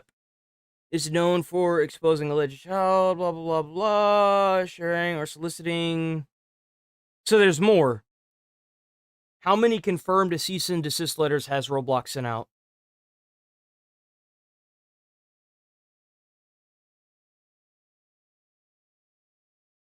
It's not known. Okay. I would assume that they've sent out more, but I guess the only one that kind of caught everyone's eye was the big. This has made headlines across the globe here. A wacky new development is apparently Roblox Corporation's chief safety officer, Matthew Kaufman, just sold over $800,000 worth of company stock. Oh yeah, they're jumping after ship. The platform issued a cease and desist to They're Schlep. jumping ship now. Looking like a little panic over there at the HQ. That is seeming like there's some holes in the ship. You don't often see the chief safety officer cash out that much stock in the wake of a huge debate about the safety of the platform. A congressman is also now making a push for... Oh, U.S. Congress Ron Connie. Oh, dude, I'm so sorry. Roe is working with Real Schlep and Creekcraft to improve child safety on Roblox to do more to keep children US safe congressman. on their platform. It's gotten so big, Roblox couldn't ignore it any further, so they put out a statement clarifying and doubling down. So they doubled down and removed, and instead of... That's crazy. So they're calling the people that are turning these pedos in vigilantes. On their decision disgusting. To fight back against the vigilante groups, which is mind-boggling, just straight up fucking reflagitating that they thought that this was somehow like a W, like a PR win here. They're not even vigilantes. They're turning the information into the police and letting them handle it. You can't call them vigilantes because they're not actively going after these people and handcuffing them. What? That's not what a vigilante is. fighting back against the vigilante. What is the definition of a vigilante? A self-appointed group of citizens who undertake law enforcement in their community without legal authority, typically because the legal agencies thought to be inadequate. But that's not what these guys are doing. They're not actively going and arresting these guys or hurting them. They're actually turning the documents into the police. You idiots. Vigilante groups. And then crickets when it comes to pedophiles. Why aren't you fighting the pedophiles? Why are you laser focused with the fucking crosshairs on the vigilantes that are fighting the pedophiles? Like, this is a wild hill to die on. It's so stupid. It's such a dumb thing to die on, dude. Remove vigilantes from Roblox and the ways in which we review and act on reports of abuse on Roblox. While seemingly well-intentioned, the vigilantes we've banned have taken action that are both unacceptable and create an unsafe environment for users. I just need to stop right here and just take a pause. You might as well. Schlep and other vigilantes catching predators is not making sexually and more. There is a absolute gobbledygook. Like, that's just mumbo jumbo. You're just saying words that aren't real. But there's like on a broad scale. But when it makes sense to me that they would be, which again by 28 different languages at the same time. Creators upload millions of assets and add thousands more items. By the way, is a really weird age where he's trying to pitch. Can't stop yapping about it. It doesn't seem like the priority is trust. Perfect, but we prioritize trust and safety. That's the big problem right there. Is you think that these people you can actually trust them. You don't know these people, and you know that. Trust and safety. I guarantee you, the only reason why this game is as successful as it is because they let all these people run rampantly. This is an area where we invest heavily in evidence that every day. Oh shit. Other social media and messaging platforms, thus bypassing Roblox's own safety systems. These were not one-off situations, and we saw the behavior. You didn't just remove them; you sent them cease and desist letters from keeping them talking about how you've got predators on your fucking site. It's not as simple as just banning them. You sent them cease and desist letters. You're an idiot because you know that if a judge looks at those cease and desist letters in court, they're gonna throw it out. Created an unsafe environment and doesn't matter what your lawyer says or what you think. Roblox. Any judge that would come and look at those documents and then realize what's going on here, they would throw it out immediately. It is against our terms of use. Our policies prohibit directing beyond just and Roblox reporting that person. A lot of these groups holding the report always act, but the point still stands. Being tooth and nail against from every office, put their trust in Roblox. How to get ice cream at McDonald's. That the trusted flaggers are someone that Roblox puts a lot of weight on with their reports. But the Trusted Flagger program, while it sounds good, I feel like they do the same thing that YouTube would do if you kept flagging a channel. I bet if you flag somebody enough, you get like blacklisted. So that way, anytime you flag somebody, they just ignore you. In theory, is actually highly neglected. And from what I've read from a bunch of people with this program in particular, it doesn't do anything more than just a normal report. It doesn't seem like they actually take that's all right. Consideration to it just against someone. That's all right. Roblox can die on this hill. There's currently a huge class action lawsuit against Roblox. It's fucking massive. Massive. How many people are involved with the class action lawsuit to Roblox?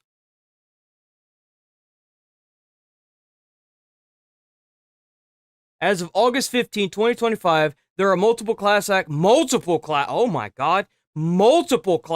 lawsuits on individual lawsuits against Roblox addressing a variety of issues, making a single count of individuals involved challenging to provide. Here's making a single count of individuals involved challenging to provide. What does that even mean? Hold on, I'm not done yet. Child safety and exploitation. Several lawsuits have been filed alleging Roblox platform facilitates child exploitation, including grooming. I don't know if I can say that. It's the extortion, we'll say that. And, actual assault. One group of law firms, SGGH and Melberg, reportedly represents over 400 victims of actual exploitation on Roblox and Discord. The Dahlman Law Group is representing over 200 children in similar cases. Anapol Weiss has filed 4 lawsuits on behalf of children actually exploited on Roblox and is investigating hundreds of similar cases. A class action lawsuit was filed alleging Roblox violates the Children's Online Privacy Protection Act, COPPA, by collecting data from minors without parental consent. The plaintiff in this case are Michael and Selena Garcia on behalf of themselves and their minor child. It has gambling. A class action lawsuit alleges Roblox and 3 co-defendants, Satazuki Limited BV, Studs Entertainment Ltd, and RBLX Roblox Wild Entertainment LLC operate an illegal online gambling ring targeting minors. The plaintiffs are mothers Rachel Collivan and Daniel Sass on behalf of themselves and their minor children. Addiction. While there isn't a formal class action lawsuit solely for Roblox addiction, legal efforts have been made to consolidate individual claims into multi-district litigation. Some lawsuits have been filed alleging Roblox deliberately designed addictive features targeting children, causing development and behavioral problems. We're almost done. The number of individuals involved in these lawsuits is likely to change as more cases are filed and investigations continue. Each lawsuit represents a different set of individuals, and a person may be involved in multiple types of lawsuits. Estimates of the number of individuals involved may not be precise and could be based on ongoing investigations rather than final courts. In conclusion, a definitive number of individuals involved in a Roblox lawsuit combined is not currently available. However, multiple lawsuits have been filed by hundreds of parents and individuals alleging various harms caused by the platform. There you go, guys. Ain't that about right? Look at that, a corporation that thinks they can just break the law. Big surprise. That's crazy to me. And they really thought they was just going to get away with that. Okay. There you go. Let's hit the big question. Who controls the games that you can buy? Now, after the last few weeks, we kind of know the answer. We know that it's the payment processors and companies like MasterCard, Visa, Stripe, and PayPal Check that them out. power them. Awesome You got guy. the payment processors, you got the card networks. There's a lot of stuff, but here's the thing. It doesn't actually matter if a game is legal. It doesn't matter what jurisdiction you're in. If they don't want a game sold on a platform that they support, they can exert pressure. They can, and they do. And what that means is, well, the shareholders of MasterCard and Visa effectively are able to determine what kind of game you're doing about this. What are you doing? What are we doing? What's the path forward? And as if there's not enough BS going on, guess what? A lot of hacks happen. As an example, British Telecom being hacked, which actually exposed data of my partner and family. And it is exactly why I use today's sponsor, Incogni. It's because they're our only way to fight back. And that's because whenever data leaks, using my link today. First up today, there's the pressure these companies currently face, the pressure from you. Now, do you remember the recent MasterCard thing that they responded to, right? Yeah. They said they were responding to recent headlines. Now, those headlines appeared because MasterCard has not evaluated any game or required. you made enough noise. They lied. Developers raised hell, the press picked it up worldwide. And just get a load of these numbers, right? Nearly 234,000 signatures on the change.org petition, which, is really where change happens. Obviously, that won't have legal weight, but it does send a fairly clear message about how widespread the anger is. And it is global as well. Industry bodies from Germany to Japan are urging stores to defend their legal sales against these payment processor tactics. They should. Some companies are also deciding that opposition is actually just good business. GOG are one example there, so they didn't face any pressure to remove games, but of course, good old games. GOG is good old games. Crisis, they worked out that they can just give away a bundle of mature games to 1 million people over the weekend, make a nice big statement, and of course, get a whole bunch of PR, get a bunch of press. And their argument is that this censorship is, to them, no different from DRM or any other form of corporate control over your media. So summoning it all up, consumers, stores, press have raised absolute goddamn hell. And they should. And that's going to make these companies realize that collective shout is just a bunch of fucking 30, 40-year-old Karens that need to get their shit together and fuck off. Support actually matters now that the industry has started to look for solutions. Now, before we get to the industry efforts, we gotta talk about America, because people are pointing to this executive order saying that it's kind of the solution to our problem here. It's basically a debanking. Oh my God! Trump signed it. It's to prevent debanking based on banks saying that they don't want to support something because of it could make them look bad. It will save gaming from payment processor censorship. Now, let's actually take a look at what it does. And the reason why I'd imagine Trump did this is because if you ask the Visa MasterCard monopolies, they stated that it was because their banks were saying this.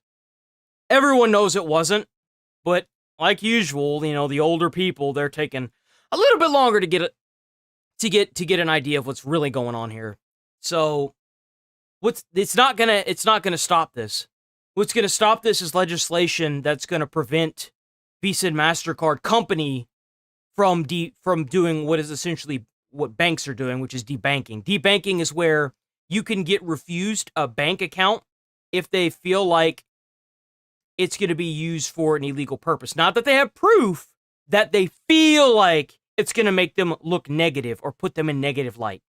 Fuck off with that. It's 2025. You need a bank account. You need a checking account in order to get paid. It is no different than any utility like lights, electricity, and hell, even food. You need a checking account. And overall, you see that it targets, quote, politicized or unlawful debanking. And the way this executive order is framed, especially like the first sort of paragraph or 2 paragraphs, is basically all about reactions to January 6th and to Operation Checkpoint.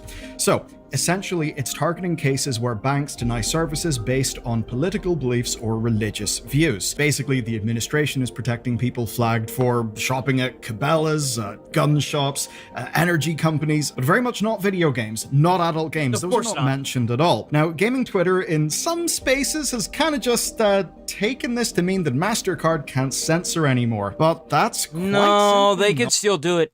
They can do it because they're not technically a bank. Not the case if you actually read the executive order, because there's a key phrase, and I'm going to read it for you.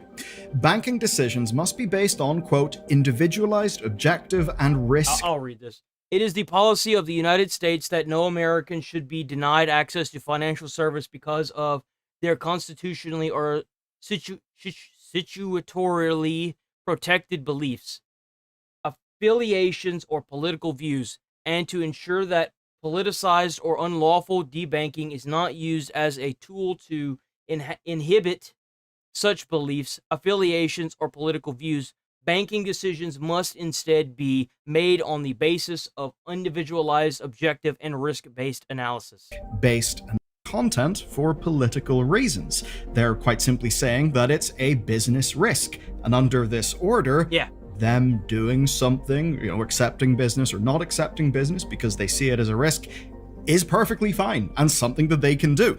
Basically, what would happen is MasterCard would look at your adult game. They would write a report. They talk about high chargeback rates, reputational risk, legal liability concerns, and boom, there you go. Objective. I love that that's also their go-to is a high chargeback rate. Like, it's not real, dude.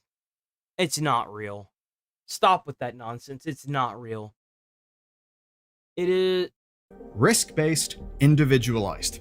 So essentially, this It order is the policy of the United States that no American should be denied access to...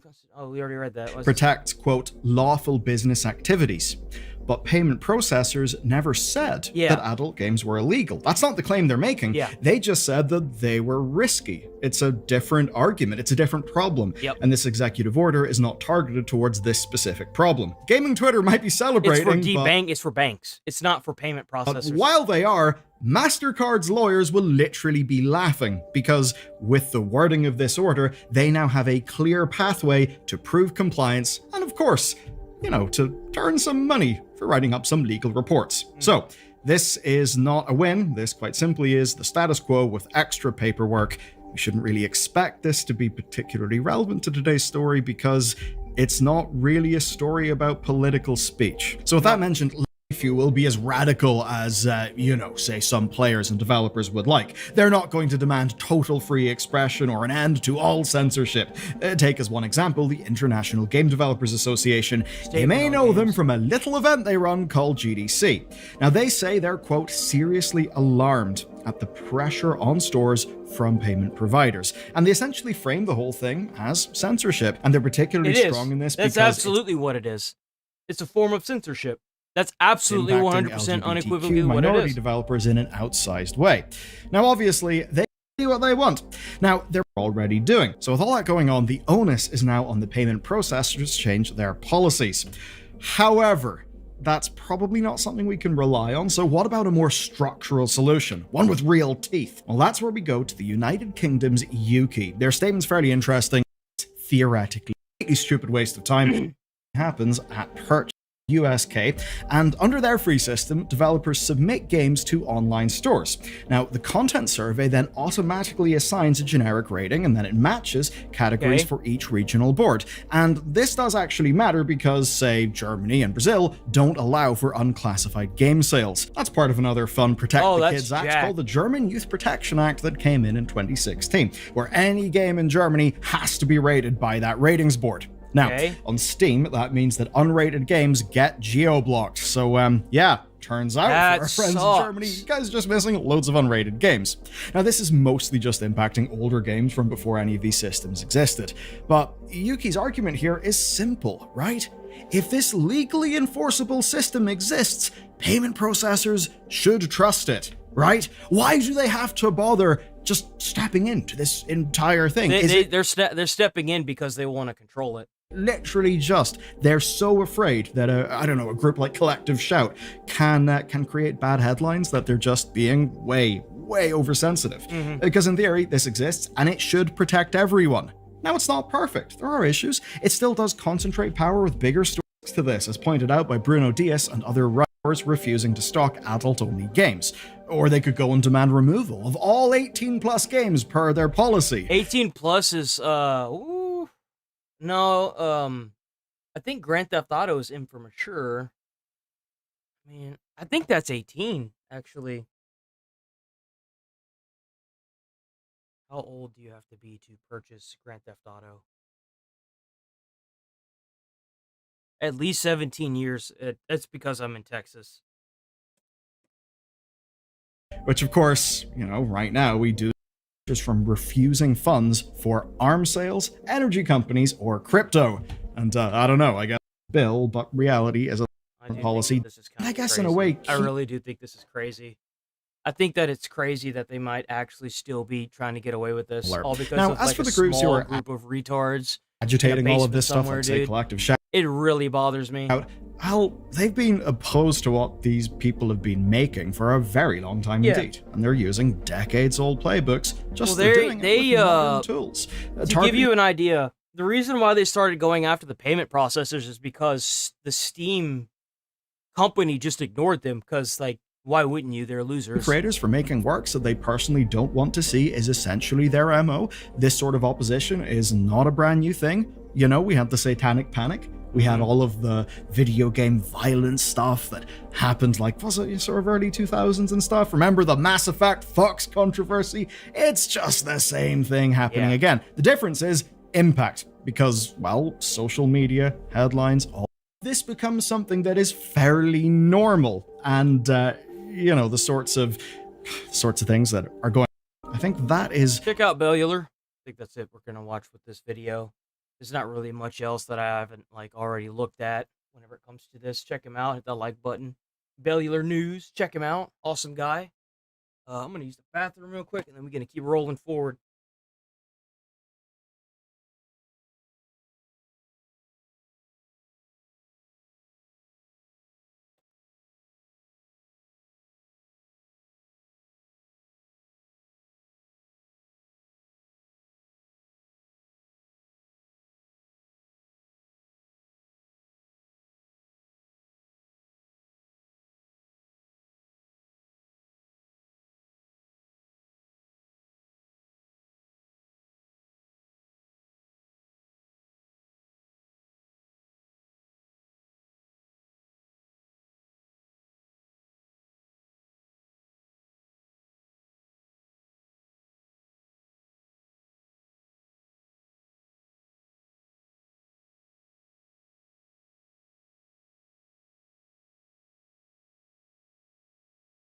Okay, I'm back.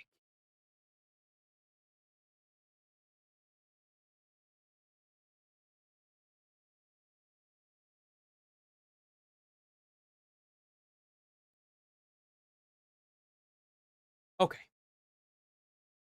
Is there anything? Oh yeah, there is. There's a couple. Here we go. Got some more Somali goodies. Squad. Today, some extra information, some extra, a little extra spice to make it today, August 13th, 2025. Circles around his eyes. It was described that his deep circles had circles. He also was resigned him later. Hank and Ramsey's lawyer went to find him. So Hank went out to find him. Ramsey's lawyer went out to find him. Eventually, they did find him. When he came in, he was dressed in a suit. He had a nice buzz cut. You're going to see photos of him later, but he looked gaunt. He looked thin. He had deep circles around his eyes. It was described that his deep circles had circles. He also was resigned. He did not make faces. He didn't look around at the crowd. He didn't stick out his tongue like he did in previous engagements, previous court dates. So bro's getting fucking destroyed, bro. He had a huge attitude shift going forward into this date. There was also a new interpreter sworn in. Last time there were interpreting issues. We had a new one, and the reviews from everybody, including people who spoke Korean and were doing translating for the Somali conviction team, was this translator was excellent. Not just good, excellent, perfect, 10 out of 10, great interpreter. Bro, I bet the jury and the judge, whenever he came in, they were like, this is working. We're winning. Which was amazing. If it could bleed, we could kill it. Let's talk about, first of all, the first thing that came up was, did Hank lie? Now, Hank, in an interview recently with K-Town Social Club, said that Ramsey is no longer living with him. And Ramsey gave Hank's address in court. So either Hank was lying on that interview or it's contempt of court. Yep. It's contempt of court. That's an additional crime that he's committing there. Or Hank is lying. I'm not going to say which way it is. You guys can kind of make up your mind. I mean, he probably said that so that way people wouldn't go to his apartment and mess with him. Most people seem to think it's probably a lie to throw them off the trail, but who knows? We don't really know. Hank also appeared to be distancing himself from Somali in a recent interview, but he sat in the front row. He went to find Ramsey and he escorted him home with the lawyer in a cab. So he essentially was right there winging him the entire time.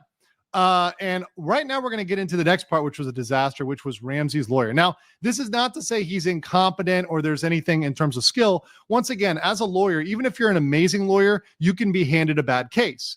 I think this is going to be a bad case for him. The thing that's going on here is if the client tells you to argue something, you kind of have to argue it, even if you don't want to.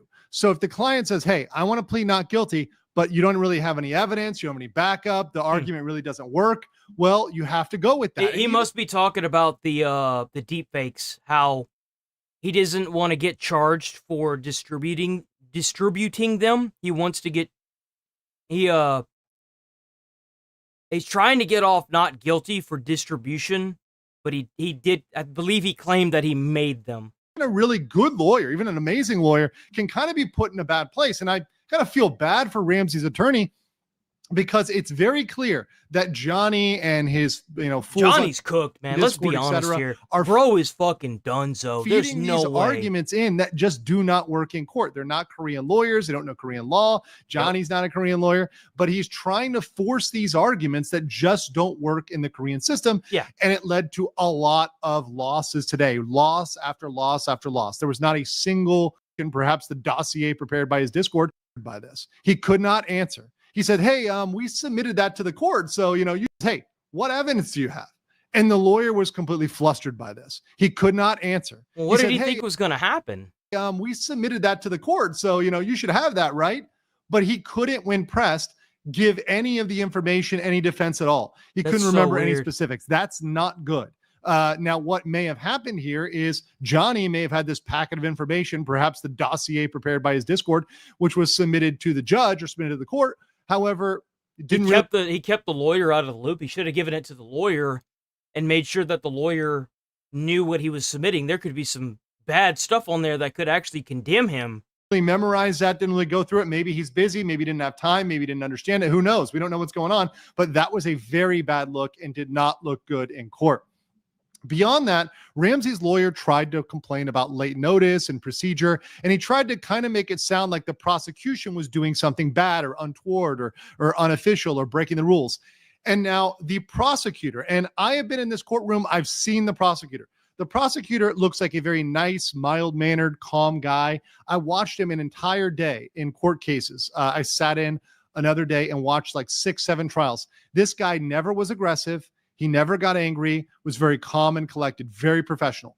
But you would be surprised whenever you talk logically about something, when you actually pull your emotions out of something and you use your brain, how often people, they come across as you're being mean or you're being a dick, or, they say all these weird things to you whenever you're just looking at something logically and you're just trying to move on with your day. Like, sorry, but some people just aren't run by emotions. It's normal. I don't know if you know this, but surprisingly enough, back in the day, a lot of people were told to turn their emotions off and do their damn job. And I would assume that Korea is probably still on that boat for obvious reasons, because you can't have a bunch of people at work not doing their damn job and complaining about how hard it is. Like, come on now. All the reports from the courtroom today, and I went over several after the stream. I asked several sources. I said, hey, was this what happened? And they said, yes. He aggressively countered Ramsey's lawyer in a way in which is not typical for a prosecutor to normally do. Pretty much, Ramsey's lawyer was saying, hey, you're doing something wrong. And the prosecutor got up and said, oh, hell no. And excuse my language, or I'll put some in the swear jar, but said, absolutely not. Absolutely not. I think they know that they got Ramsey. I think they know that they got Somali, and they're not going to deal with any BS because they've got so many like pictures and recordings of him actually doing the crimes. Like, obviously they wouldn't stand for, the lawyer trying to even remotely get a foot into anything. They're trying to throw the book at this guy. I mean, I'd probably do the same thing. I don't blame him a bit. All notice we gave was proper. Everything was legal. We followed the procedure, and the judge quickly stepped in and took the side of the prosecutor, not Ramsey's lawyer, overruled Ramsey's lawyer, and said verbatim, this is not an issue, move on. So absolute procedural L, massive procedural L for Ramsey's lawyer. Going beyond that, there was the new charge. The charge. I think what it really boils down to is the lawyer is getting flustered and he's getting frustrated because everything that he's trying to do, he knows that he can get caught on. And this prosecutor's not having it. That's what it sounds like to me. It sounds like this prosecutor's like, nope, not today, bitch. Not today. The additional obstruction. That's once again, the fourth obstruction charge that was coming up. Jesus. It was revealed that this new charge was Bro's going to be in Korea probably till like mid next year. On two still buses doing court proceedings on September 27, 2024. Now, this was before they stated stuff like playing loud music and TTS and playing North Korean propaganda.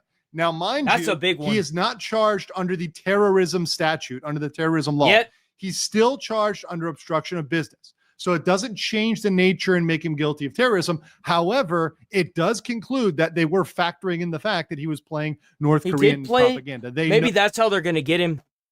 So what's going to happen is I bet he's going to he pleaded guilty, right, to these new obstruction charges. That's automatically what I bet they're probably trying to do is they're going to use this playing North Korean propaganda.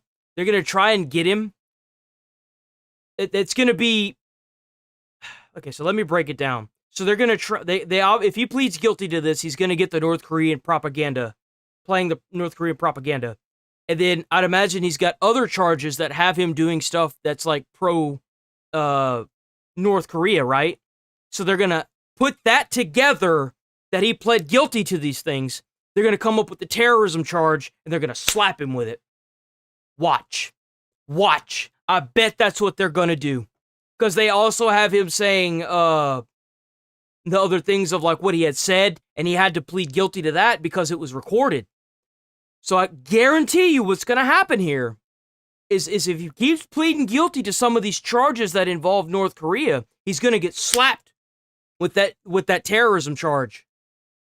Oh, and they were listening to that. It's like a small case it's like a small puzzle being put together to make the big puzzle. It disrupted operations, and ultimately for a obstruction of business. How's it going, the creator? It's been a minute. Disturb normal operations of business, you are guilty. So, therefore, Ramsey knew he was dead to rights on this and pled guilty to this new obstruction charge. So, once again, another guilty on the bucket. Now we're going to talk about the It's going, man. How's it going with you? That he pled guilty to. So previously, Ramsey had pled not guilty to the Lotte World charge. That is going into Lotte World, causing a scene, disrupting the ride, causing the ride to close. He also, the minor offense, that's right. He did, I think he did something to a minor as well. We had a huge surprise today. We thought the witness for today was going to be Bong Bong. Everybody thought that, myself included. And you know what? I was wrong. Look at that. I'm admitting I was wrong here. It was actually the witness that was a staff woman from Lotte World, who repeatedly told Ramsey it was the lady that you could see in the background trying to talk to him about throwing the noodles at the door. I think it was by the fact that he would not stop filming, and you could see that in the video, in the original video. She actually tried to help him. She tried to inform him that what he's doing is illegal, and he like snapped at her, and she went away. Viewed that video. I'm not going to show her because I don't want to put her face out there and make it, put any pressure on or anything else. But you can see in her face that she was not happy about it. And she showed up. And Ramsey changed his plea to guilty on the Lotte World charge. Yeah, from what I understand, he didn't even she didn't even have to get up and testify against him. He just changed it the minute he saw her. He was like, nope, I'm guilty. So he may have been gambling that the Lotte World witness would no-show and saying, okay, if the witness no-shows, then okay, we can go and not guilty. I guarantee you she was probably forced to go there by the government. I bet that she got told that if she doesn't show up, she's going to be facing jail time. So she just did her part. She's going to no-show and not be there. However, she showed up and was highly motivated to be there.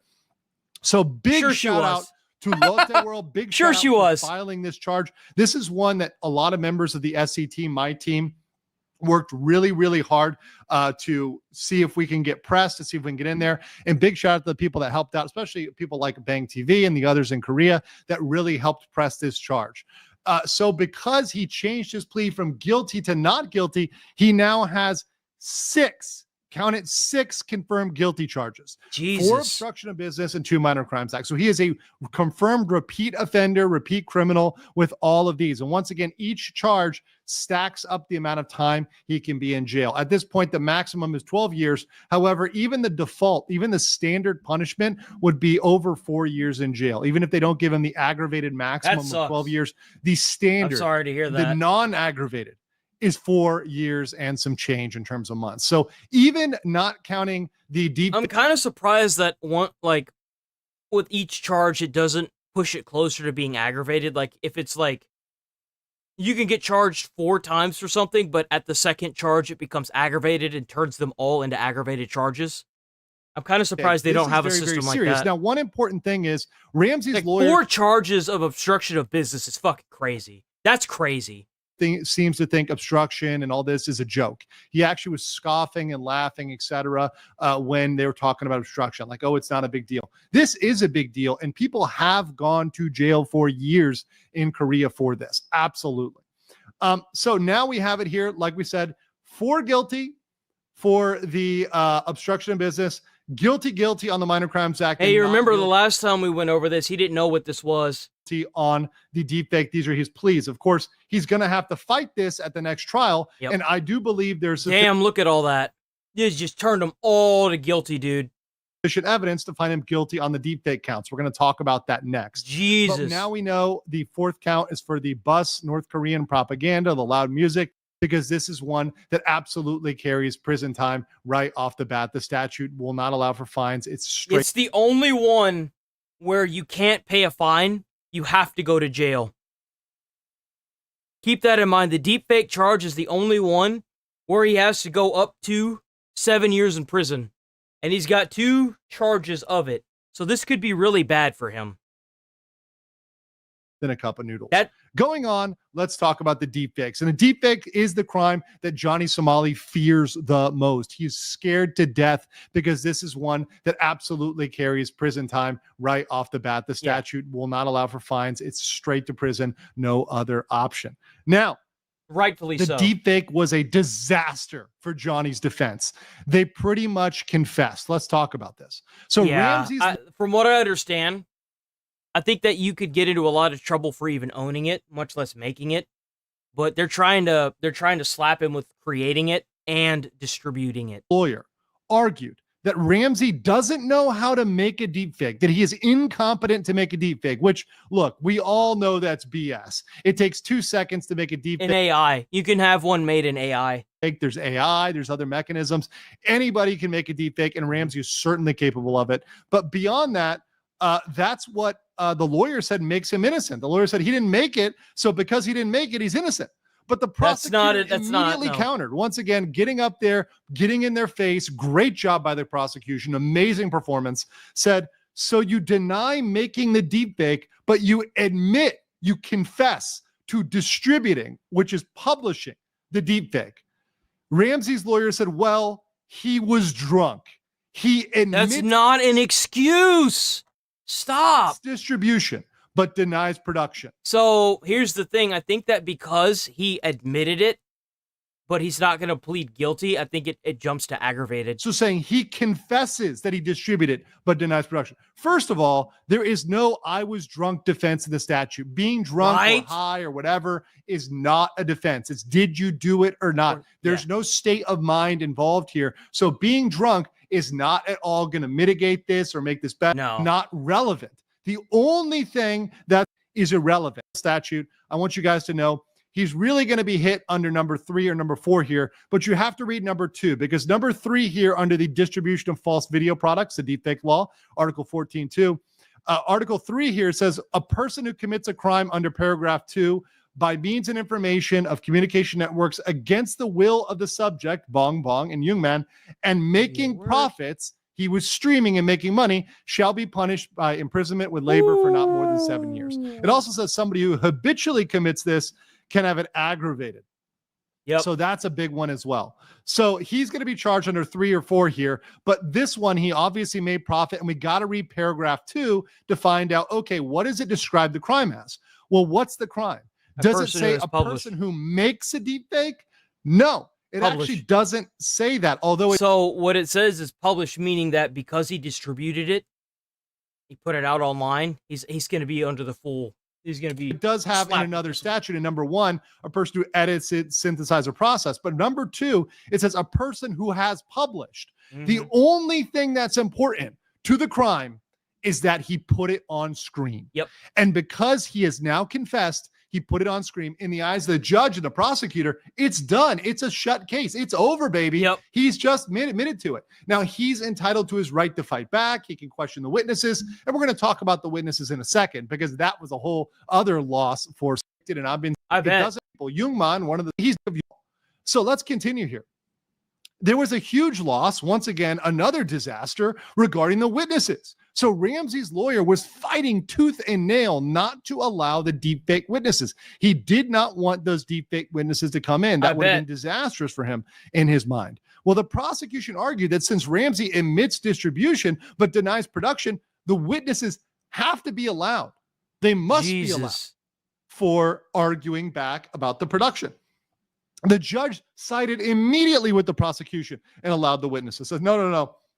If you're still fighting this, if you're still pleading not guilty, we're going to allow the witnesses.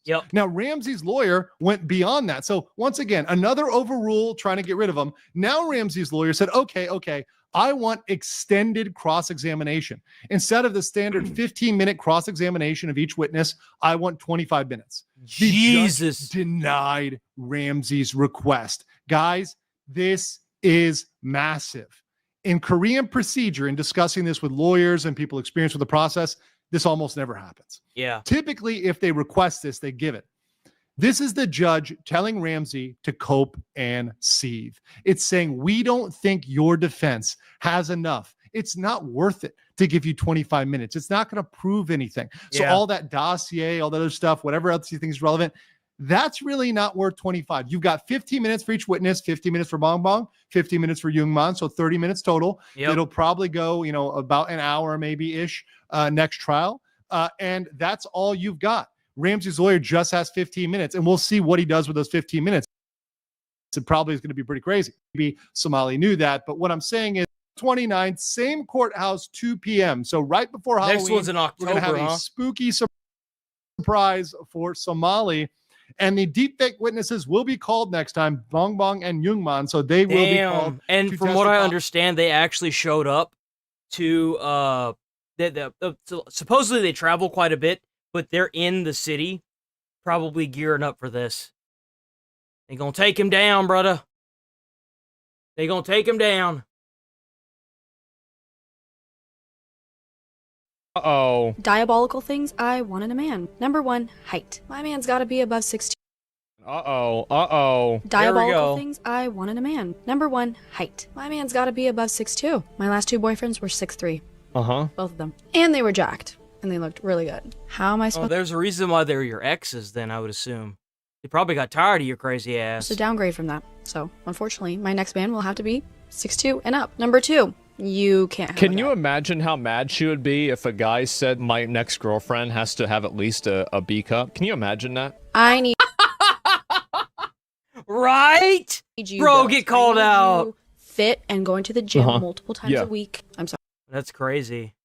Sorry, like, I'm just not gonna date a fat guy. If I can be in the gym 5 days a week and be fit and care about how I look, you can do it. Number 3, he cannot have a salary cap. What? Whatever career he's in, he needs to have multiple streams of income, and we need to be able to make as much money as possible. That's why I will never date a guy who works in, like, corporate. So do you I would assume that she has a job, yeah? So I would hate to see a situation where you specifically want to rely on his income, because I mean, you could only live and think this way for so long, but you're going to get old and you're going to have this realization because of all these guys you dated that because you have this mentality that what's going to happen is when you get to a certain age, even if you're really liking the guy you're with, he's just going to dump your ass and find somebody else who's younger. Because that's really what happens here. What is your 100? I love these women that think that just because you get with a guy and he meets your criteria, that you meet his criteria. He's never going to tell you that. But I guarantee you, when you get to a certain age, he's going to dump you like it ain't no tomorrow. You're going to be gone. And then he's going to move on to the next young chick. And then the cycle's just going to rinse and repeat. Because why would he try to settle down for somebody like you if he could have whatever he wants because he makes a lot of money? Like, that's what a lot of these women don't seem to understand, is just because you have this thought in your head doesn't mean the world's going to capitulate to you. What if he had... Wait, what? You're so dumb. You get stock options. If you work at a high-level job at a corporate, you get stock options with the company. Like, that's why the majority of people that work at NVIDIA are millionaires. Because they have profit and stock incentives, and the company's worth like $1 trillion.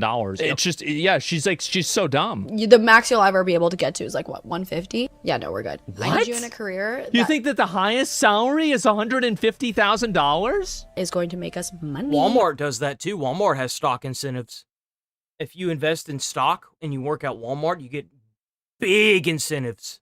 I am a lover of luxury. I like bet. expensive things. I like expensive vacations. So Yeah. will you, if you're my man. So we need a career that can support that. Number 4, whenever we travel, he's got to be flying his business. I'm sorry, we're not sitting in economy together. It's just not happening. Again, this is where the lack of salary cap is really going to help. And number 5, he's got to have a really nice watch. I'm not really impressed when I hear somebody has a Rolex anymore because those can be really cheap. I would much prefer if you had an AP or a Patek and maybe multiple of them. The Rolex. Patek?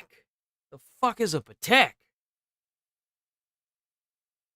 AP watch.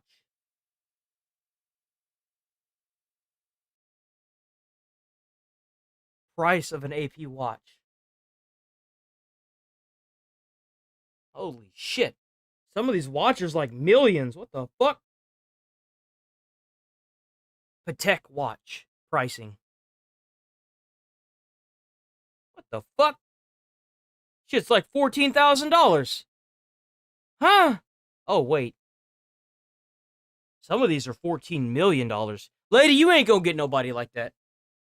See, this is what happens whenever you got parents telling you your whole life, you're beautiful and you're all these things, you're smart and talented and you should never settle for anything. And then whenever you get older and you realize that, that was bullshit and you come back to the realization that you're gonna age and things aren't gonna be the way you think they are, it's gonna be too late. Can be your day watch and it still better be 50K plus. Yep. Well, I'm sure that's going to work really well for you. Against rage bait, I don't know if it is or not. There are a lot of people that are totally fucking delusional. Sorry to say, she's actually serious. And if you ever have a low moment, she's out. Now, let's say he loses all his money, God forbid, decides he's going to fall into this depression and never get us out of this hole and we're going to be broke forever. Am I going to leave him? You fucking bet your ass I will. And you know what's crazy?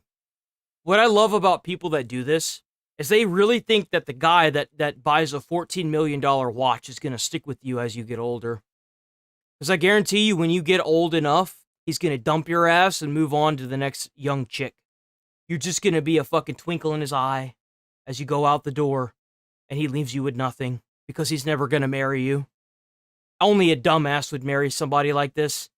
Marry you for what? So you can take half whenever he gets tired of you and moves on to the next girl? Shit. Not because I want to, but because he broke his promise to me. The man I would marry would find a way to get us out of this. The man I would marry... The people that you're looking to marry aren't interested in people like you. And they're not, because usually rich people only marry because it increases their wealth. You have nothing to bring to the table. You're pretty, yeah, but in a few years, that's not going to be a thing. Whether you like to admit it or not, you're going to get older. And then they're not going to want to be with you. Rich people don't marry because of how someone looks or how they feel about somebody. Rich people marry because it would combine two wealthy families and their wealth would multiply. That's why. It would buckle down, find a plan, and get our money back. Get our lifestyle back. And another thing that I'd like to say about this, whoops, hold on. Another thing that I'd like to say about this is just because you think like any person that was poor that actually makes decisions that are really good with their money is never going to date somebody like this. They're going to find somebody who's also poor and who has a better head on their shoulders that isn't like this, that they're going to shack down with. Like if I ever got to be millions, I would never seek somebody like this because the head she has on her shoulders is completely fucking stupid. No. Hell no. So this is weird. Apparently rabbits are growing tentacles out of their face now. Those rabbits enjoy living in Fort Collins just as much as people. They're often spotted hopping through neighborhoods. This was uploaded 14th? August 14th? Some kind of disease. Has the cups, right? Looking for grub. But some southeast Fort Collins neighbors noticed bunnies were cute.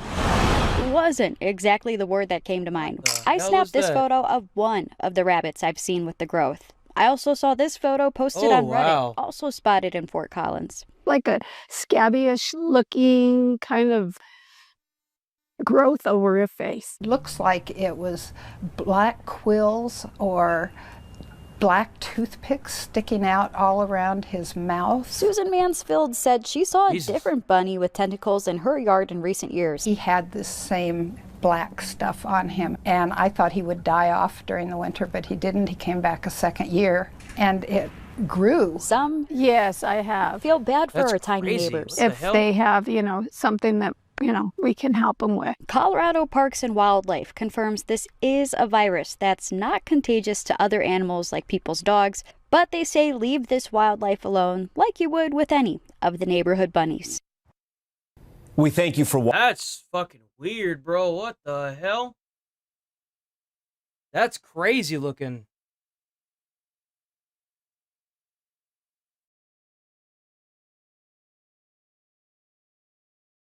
Virus? Type of virus.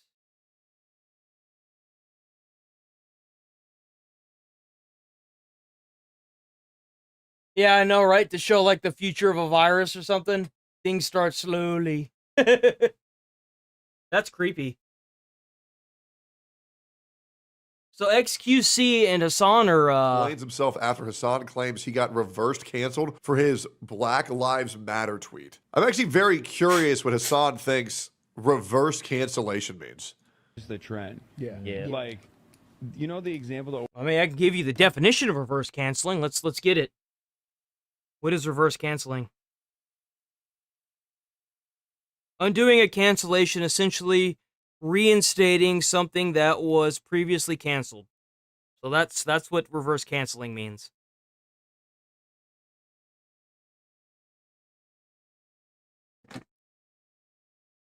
Let's get what it. comes to my mind. I don't know if you guys know this, but like a couple months ago, someone posted they were like going after like Aiden Ross and XCC and their older tweets. And they were pulling up their tweets to like kind of reverse cancel them, but from the right.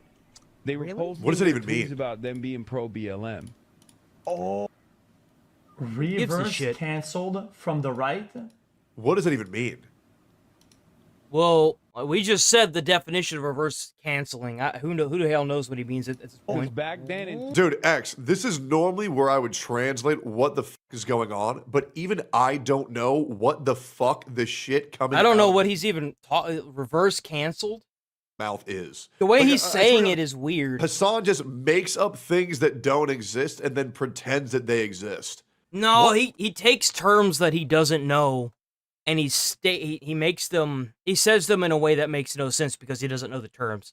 It's a way of making yourself sound smarter, but you're just digging yourself a deeper hole. Is really what's going on here. I'm gonna Google what reverse canceled even means. That's Riddler. Oh, reverse cancel.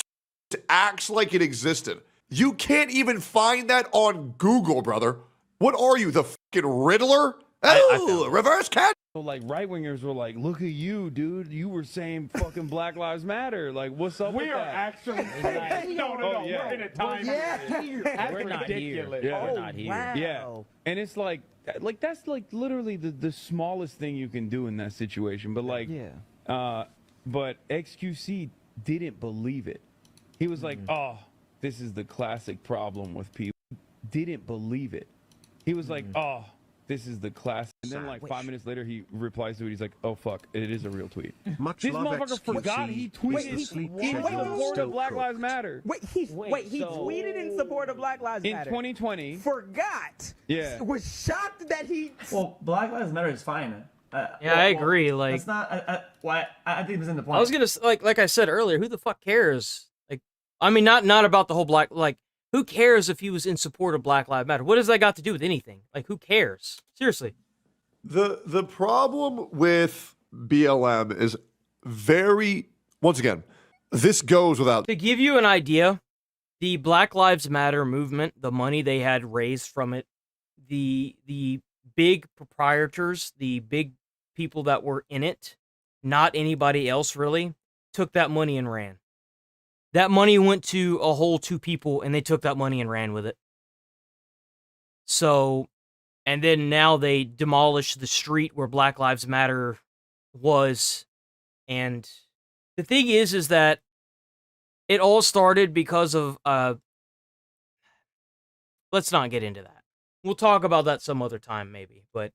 Saying, obviously. Let's just say that the guy that did it, he waved a gun at, I believe, either a pregnant lady or an old woman, and they brought his ass down, and they ended up killing him, and that's what sparked this whole thing. But he was convicted so many times on so many different crimes that, like, really what this was just a huge movement that was just bound to happen.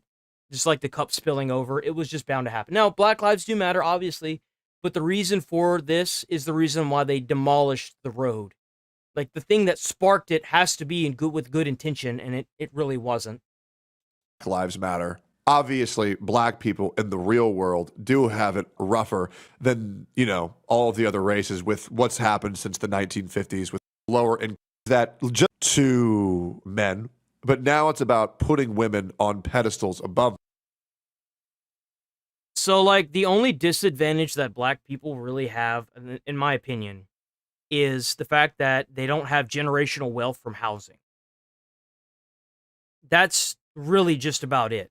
If you get hired at a job, you make the same as anybody else. You can't really continue saying that it's harder. It's like saying that women should be paid as much as white males or white men. The thing is like, if you get hired at Walmart, we're all making the same damn pay. What you choose to do with your life, and I can say this because I've come from those neighborhoods. I've been around plenty of black people. Most of my friends were black. I was raised just as poor as they were. What you choose to do with your life from that point forward is your decision. That has nothing to do with your skin color. It has everything to do about your mentality. Instead of breaking into a building and saying, well, it's because I'm poor, you could instead, you know, go get a job and just try to support yourself and live life like everybody else. And go to college, though I don't recommend it, unless you know what you're going into college to become, and that the outcome of your debt isn't going to swallow up the income you're going to be making from your job. But I hate to break it to you, but the problems that are going on right now, it's not just for black people and it's not just for women. Everybody is suffering right now. The economy's completely thrashed. And the sooner we can get away from this racially charged politics and turn our eyes where our eyes need to go, which is the government, and hold these people accountable for the fact that you can't afford on a single income to afford an apartment anymore, the better off we will be as Americans. Not everything has to be racially charged. I'm sorry. Men. And now black people, instead of Black Lives Matter being about BLM movement as well, Lives Matter, which is where when people talk about cancel culture, him use things that actually exist. Yeah. I think this shit fake. Which is crazy. Yeah, they're I was not that thin. Bro, they're mixing the thing. And what X is trying to say here, and I don't get what he's saying here. I'm waiting for his clap back, but I'm not hearing it. But hopefully he'll explain. Because the clip says XQC explains him. I'm a league about yourself. Yes, good Mike. Guys, they're kind of mixing up two topics though. Okay. Like, the movement and the protest is fine, right? That wasn't a protest, it was a fucking riot. We need to get back on track and calling things what they are. A protest is not a riot is not a protest. If you're throwing bricks at people and you're burning buildings and you're looting, that's a riot. That's no longer a protest.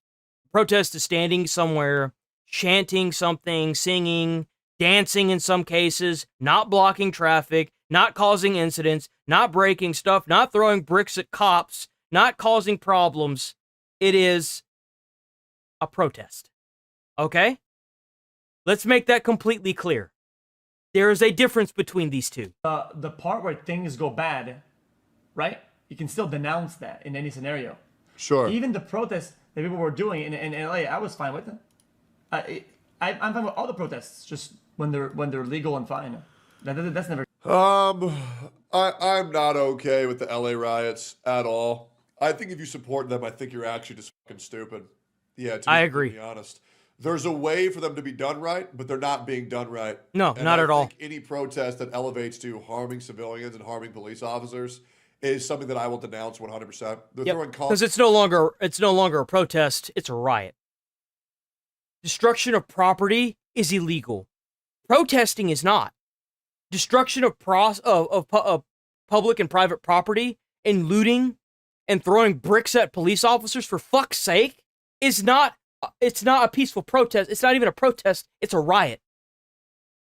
Concrete blocks in the windows. They're starting fires on public property. They burnt 4 cars to the ground. Like, illegally trespassing. There's a way to do protests correctly, and that's by voicing your concerns and getting people to be aware of the situation while not committing crimes. There you go. Excusing crimes, excusing looting, excusing vandalization. And you know,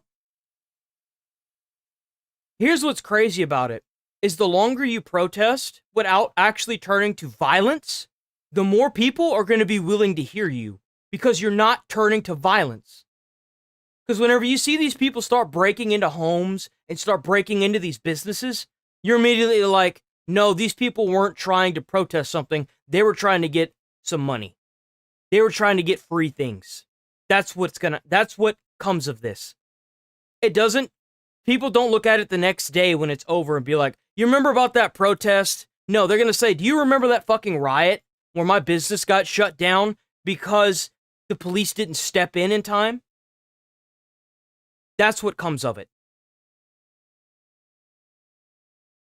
And you could assemble, you can make more and more people come to your protest and have more people join you and listen to what you're saying, as long as you don't get violent. Because they're going to take you more serious. But whenever you start seeing all these people breaking shit and looting, it's hard to take them serious because they're criminals.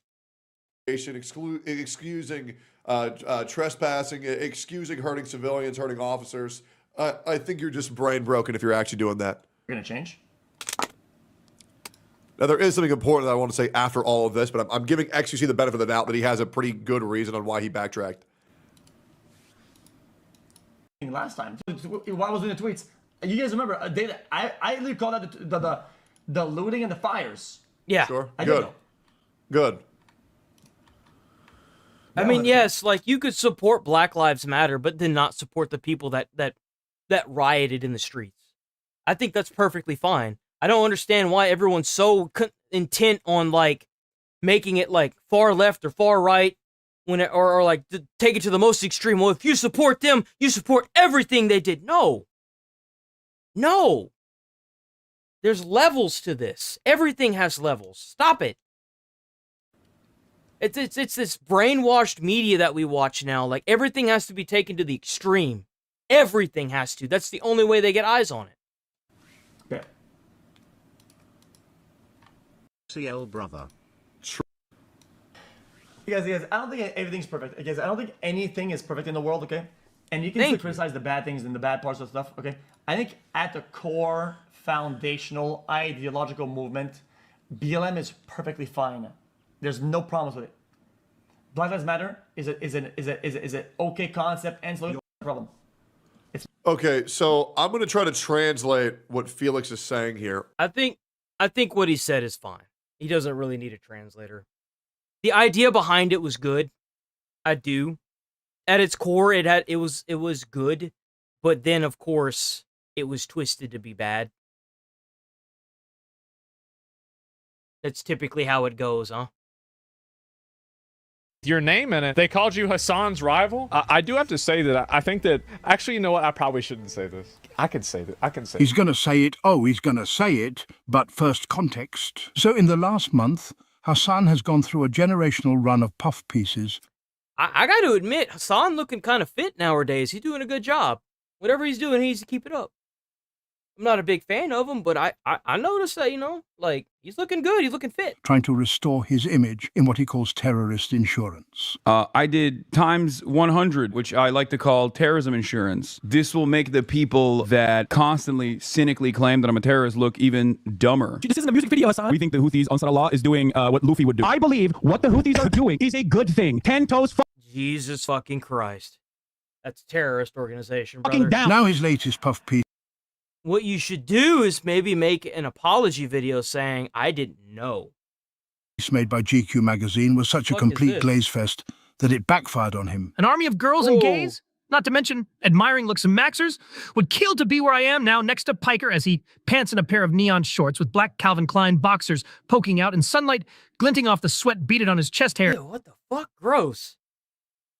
Definitely does not paint a positive view to the general public as someone who should be listened to about politics. You're wrong about that. Too woke syndrome. See, Asmongold said this article sucks. Well, Asmongold doesn't know how to fucking read. Why do you care about what his perspective is? Just to be clear, at this point of the stream, Asmon didn't even mention the article once. I am an experienced media personality. I have an understanding of how these things work. This is literally my professional job. It was, from what I understand, that most of the media places that would sit down and do interviews with him canceled and are no longer taking him in. So it was, but I think Hassan is officially cooked. I mean, the only place that he really has is Twitter now, which is not bad. He's doing good on Twitter. Not Twitter, Twitch. I'm so sorry. Not Twitter, Twitch. Twitch. I get them mixed up all the time, but Twitch. Which is it's not bad, especially whenever you have the whole team rooting for you. I'm telling you, my assessment of this is that this is a very good, very humanizing piece. I don't know, maybe I shouldn't say this, but I can just say it. So a lot of people were like kind of saying how, you know, like Hassan has gotten a lot of like posts and everything, these articles written about him and like other opportunities. Yeah, and everybody knows we're rep by the same agency. And like people have even been saying like, bro, like Hassan's agents are working overtime. I told them that. They appreciate the compliments. They do. They're like, thanks. They're seeing our hard work. And what does your agency do for you? Oh, it's real simple. It's basically just getting sponsorship. Do you never take? I haven't taken sponsorships. I pretty much just said nope. That I was like, no, I just don't have time for this because of this shit with my dad, right? They never do any PR. Yeah, he didn't stream yesterday because his dad went to 2 appointments. He said he might stream today. Who knows? I mean, we got the weekend, so on Monday, whenever we get back, we should have a good plethora of content to react to from Asmongold. I'm looking forward to it. Asmon, make sure your dad gets better, brother. Make sure you're there to kick him in the ass whenever he's trying to refuse going to surgery to get this shit taken out of him. He doesn't realize it yet, but he's grateful. All right, man? He's going to pull through this. Bro's a trooper. Are for you compared to Hassan, though? Well, I would never ask. I don't ask for that. I mean, I'm in a position now where I don't really have to, you know, like try to go and get anything else. I do. I'm asking right now. Get him the Rogan interview, you lazy bums. They're in the same city. Yo, could you imagine a Joe Rogan interview with Asmongold? Holy crap, that would be amazing.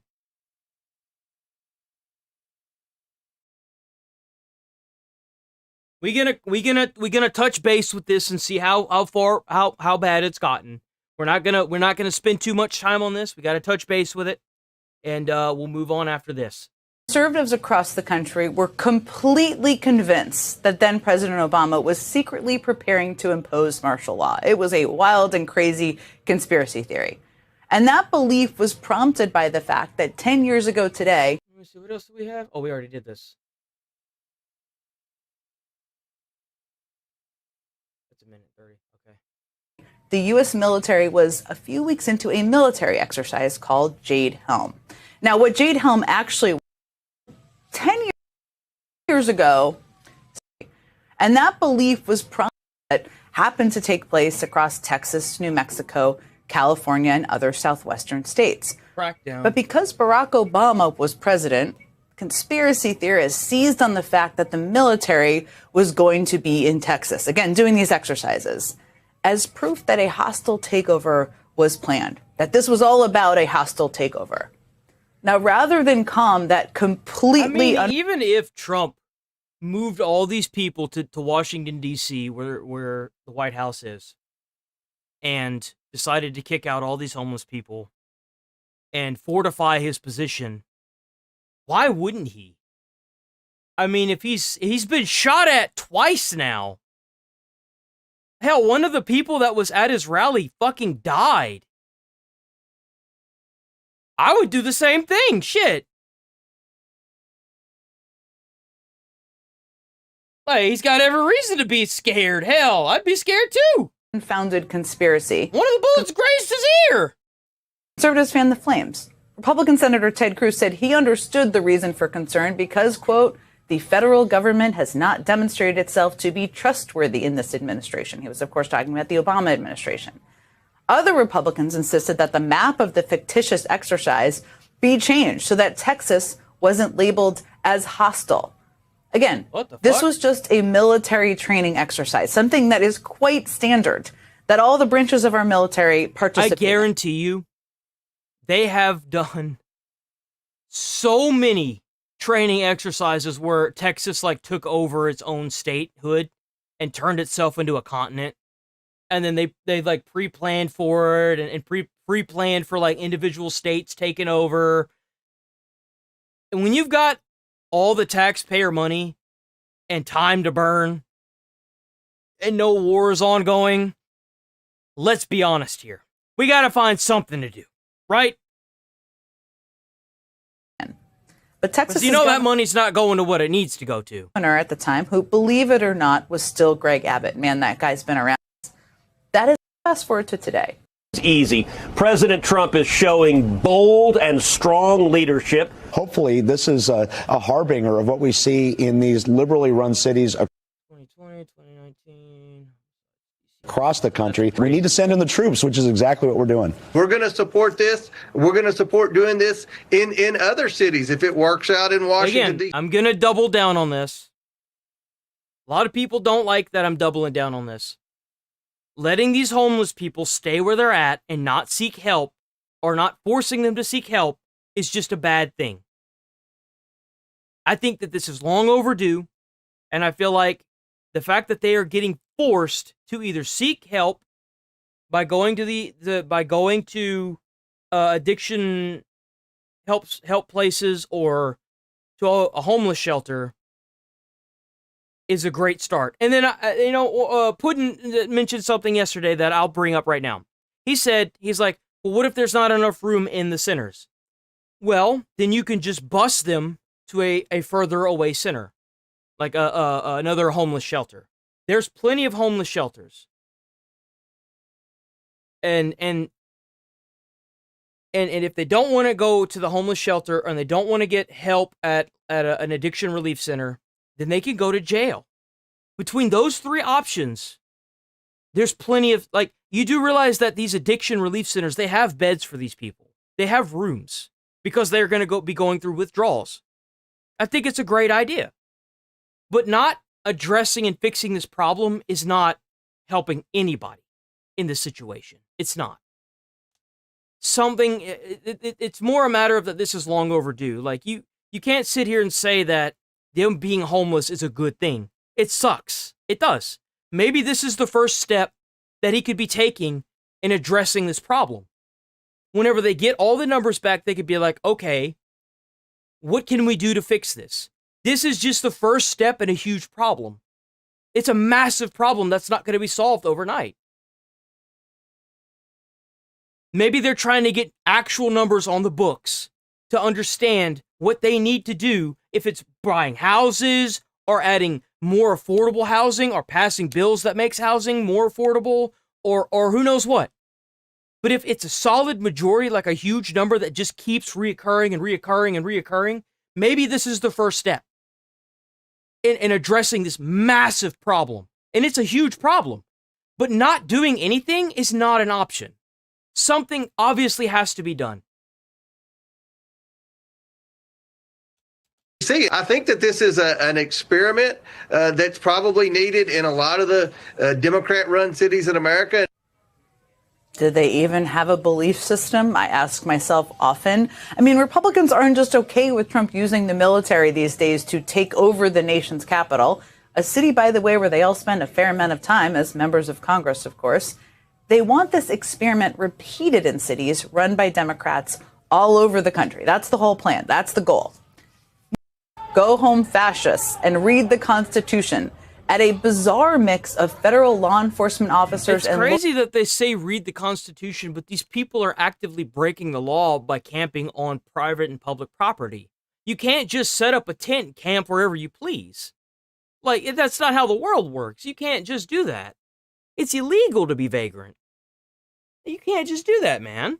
That's public property. A park is public property for it to be a park. It's for people that have kids and dogs and stuff to go there and enjoy the park. And you've got all these people setting up rust bases there. You can't have that. That's not okay. Do I think this could have been handled differently? Sure. If you've got a better idea, instead of saying, oh, well, you know, this is bad, well, why don't you come up with a better option? If you can come up with a better option, then go for it. I can tell you right now, instead of sending $80 million overseas to some fucking country so they can make bombs, or bussing in a whole bunch of fucking people from a different country and giving them free places to stay in New York with fucking food and stuff, well, why don't we set some of these people up that are homeless? Okay, like, instead of sitting there congregating together in front of the White House and all these places to protest, why don't you guys let these people open to your homes? Because you know they're going to steal stuff. Why don't you people give these people some money and let them stay and pop up tents in your backyard? Why don't you rally together and collect a bunch of money and buy these people homes? Instead of sitting there starting riots and doing all this crazy shit. You really want to make change, then you're going to have to do it yourself. Local police who are now under Trump's control. Those officers had set up a checkpoint where for about 2 hours last night, they stopped dozens of cars and detained at least 2 people. Federal agents reportedly stopping cars for things as minor as seatbelt violations and broken. Big surprise, if you've got a seatbelt and you're not wearing your seatbelt and you've got a broken taillight and a cop sees you, you get pulled over and you get a ticket. Big fucking surprise, I know. What? They're enforcing the law? Oh!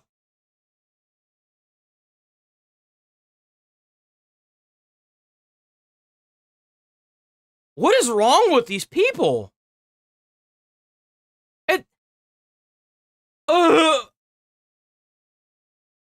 Taillights, not sure that's really cracking down on crime. And then asking drivers, of course, about their immigration status, which is probably likely what this is all about. Now, some bystanders reportedly ran into a CVS to quickly make signs, warning others that ICE was ahead and directing drivers to turn left to avoid the checkpoint. You can see one of the signs there they're holding. I think that's illegal. I don't think you can do that.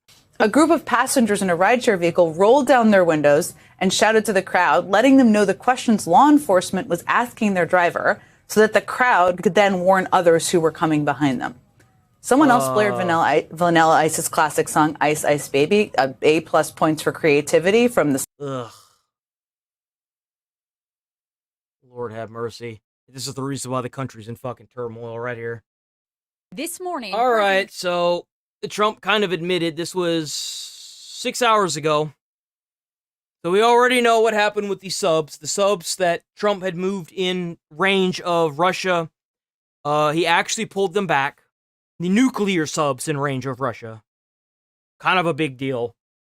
Because of the war between Russia and Ukraine, Trump has already said to the Ukrainian people that he's going to probably have to give up some of the land. Now, I feel like at this point, the Ukrainian government and the Ukraine people should be the ones that decide this. Because at the end of the day, Russia is the aggressor. They're wrong for doing it. They are. And I understand that they're probably dealing with a lot of... They do have people that will help them if worse comes to worse. They've got people that are over there that fully understand the gravity of the situation. But at the end of the day, it should be the Ukrainian government and their people that decide if they want to give this land up. and they're probably facing a lot of pressure from the U.S. government to do so. What you have to realize is that if you give up some of this land, within a matter of 5 to 10 years, it's just going to be the same thing that's going to happen. It's just going to be the same thing, rinse and repeat, until either the Ukrainian government says they've had enough and they go out to all-out war, or Russia completely takes over the Ukraine.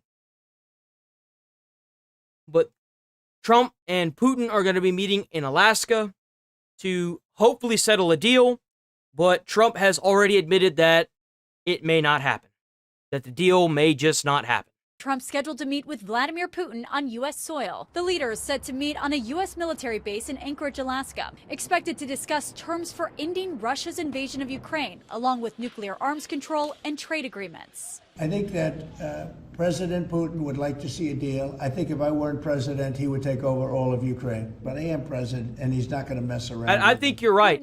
I think at this point, the Ukraine has made Russia look weak. And I think you're absolutely right by saying that it's not about the land anymore. It's about the pride that he lost during this war. Because whenever you are losing ground to people that are not even soldiers, shooting at your tanks with rocket launchers and scoring direct hits, it makes you look weak. And it's not a good look for Putin right now.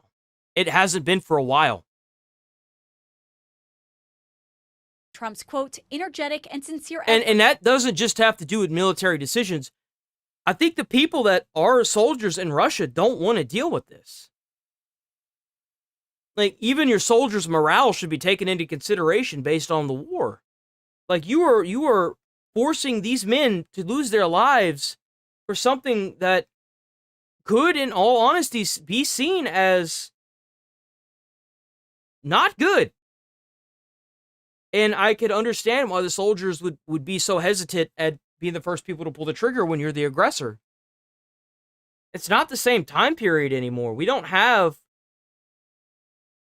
the internet, we have these movies, we have propaganda that show what's right and wrong. You have to be very meticulous with how you try to put yourself out into this world. And right now, it's not looking good for them. To stop the hostilities. Ukrainian President Zelensky was not invited to today's summit. President Trump suggesting the meeting with Putin could open the door for a second meeting that would include Zelensky. I think President Putin will Zelensky is the Ukrainian, is Ukraine. I don't even know what they would consider him. What do they even call him? It's like the president, but not? What is Zelensky considered by the Ukrainian people?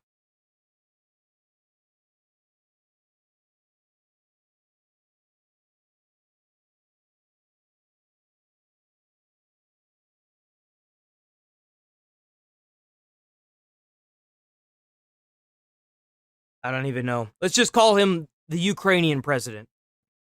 I think that's what they refer to him as. We'll see if they can get along. And if they can, it'll be great. Still, President Trump admitted yesterday he thinks there's a 25% chance they'll leave the summit with no deal.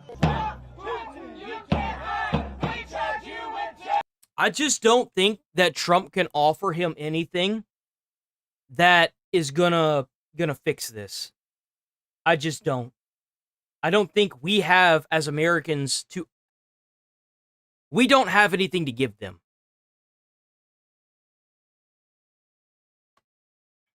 We don't.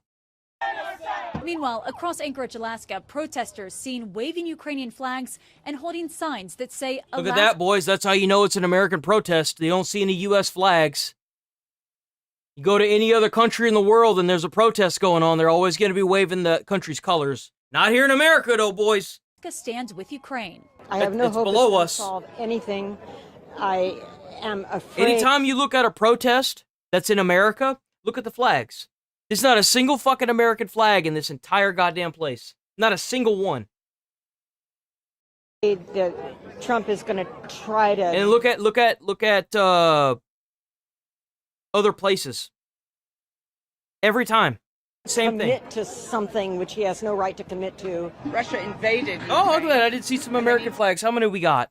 Hold on, let's do a little count. Something which he We'll has count them. We got 1, 2, we got 3 of them. Okay, we got 3 American flags. 4, I see 4 back there. Okay. Russia invaded Ukraine, and they need to leave. There's nothing to... I agree with that. Oh, we got 5. I see a 5 one. I see 5. Let's see another one right there. Now, Putin is bringing his financial minister with him to the summit. Experts believe he will likely offer economic incentives in exchange for Trump agreeing to lift U.S. sanctions on Russia. Nicole D'Antonio, ABC News, Washington. I don't think this is going to end very well. I think that they're going to be at a stalemate when they come together in Alaska. I don't think anything's going to be any ground's going to be made with that. I really don't. That's really how I feel. Protesters gone wild? Not today. Oh, check In out. this video, hold on. Give me a second. Visual Steel. Go ahead, give them a sub. Give them a like. They're the only person that's fucking responded to me whenever I asked if I could react to their stuff. Please send them a like. Diving into the chaos when everyday people have had enough. Can't tell you how many of these big YouTubers I've emailed and they just don't respond, dude. And fight back. From surprise disruptions to dramatic takedowns, witness what happens when protesters push a little too far, and the crowd decides to push back. Nothing says, look at me, like turning a pool table into a giant Cheeto dust display. That's so stupid. Why?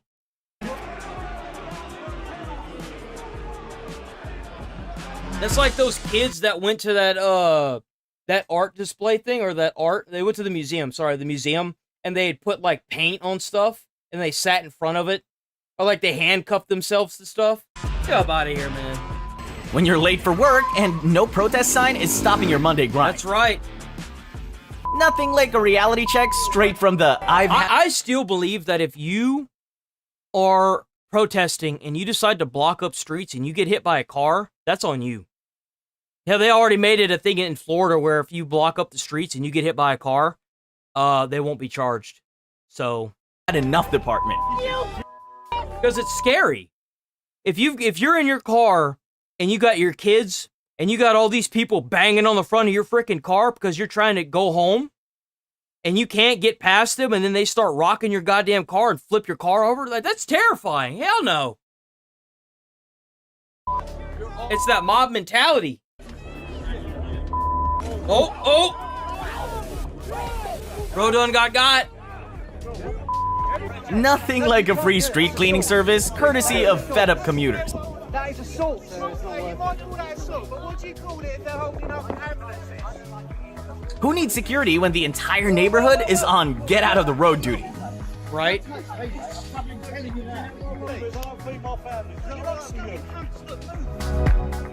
It's so annoying, dude. It's so annoying. People got places to be, they got jobs to go to. The last thing that you need to deal with, on top of paying your mortgage, is losing your job because of some bozo sitting in the middle of the street. It's not hard enough as it is. We don't need people blocking up the streets. When your peaceful blockade gets a surprise demo of gravity's power.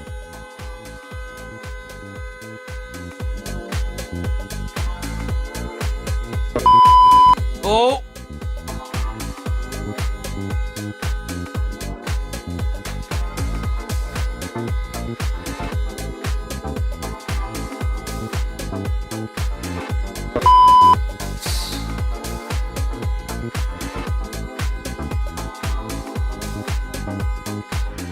Just so you're aware, I don't consider this peaceful protesting. When you block the flow of traffic, you're being disruptive. It's no different than starting a riot. Because I mean, look at what happened in California. Whenever, or was it Colorado, California? I think it was California, right? California riots. Yeah, it was California. I mean, look at what happened there. They at first it was a little congregation of people, and then they just blew up to a bunch of people, and they ended up flooding onto the highway and blocking up like 9 lanes of traffic. Like, this is never good. I don't wish any harm to them, but if you are some of these protesters standing in the middle of the street and you get hit by a car, I mean, play stupid games, win stupid prizes, in my opinion.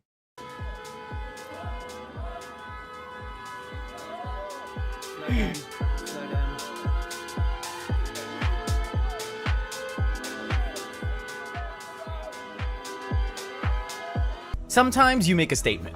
Sometimes you make an imprint on the asphalt.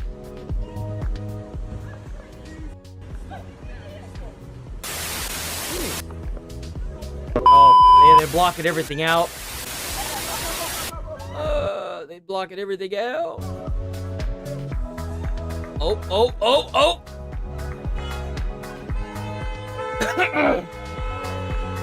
I agree. He thought he was Don't block the street, man. Seriously, stop blocking the street. Unstoppable. They thought he was just movable. Huh?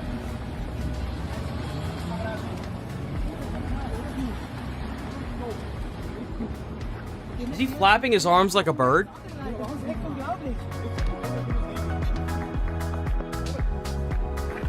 Nothing like a free curbside delivery for protesters blocking rush hour.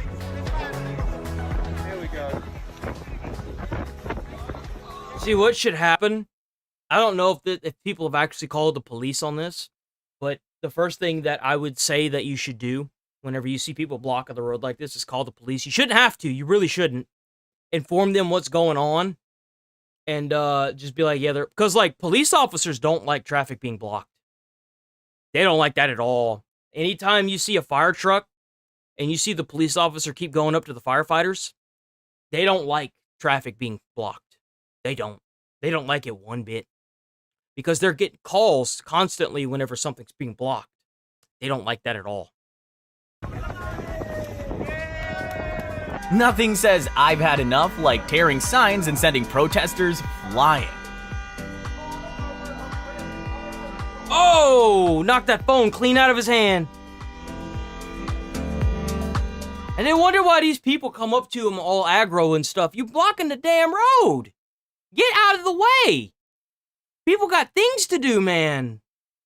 And then you just making them sit there all damn day because you won't get out the goddamn way. That's not what a protest is.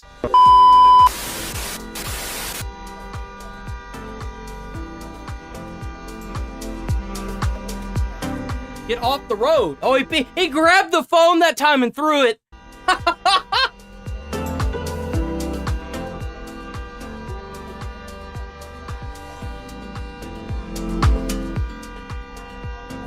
They look so young, too. They look like kids, bro.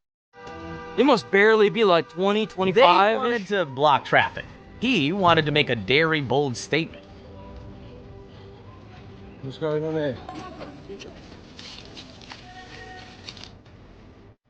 Jesus. Romans, the lot of you. How's that? He just poured milk on them. Nothing unites strangers like missing their train home because of one guy's rooftop tantrum. Yo, I just got me a great idea. So like what I should do is I should start hear me out, okay? Hear me out. Cuz I think the milk thing sparked something in me that's just diabolical. So what you should do is you should have a urine cup, and you should have a DNA cup, if you know what I'm saying. And what you do is like every day you fill it up, right?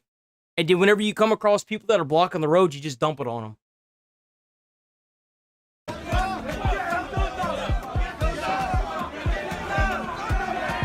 Obviously, don't do that, because you can get into a lot of trouble doing that. But the idea is there. I mean, in prison, the prisoners, they usually throw their poop, so... Yo, could you imagine if you really had to use the bathroom and then, like, you were getting blocked?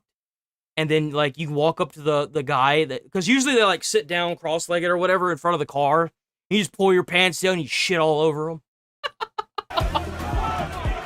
When your vest becomes a convenient handle for community cleanup day.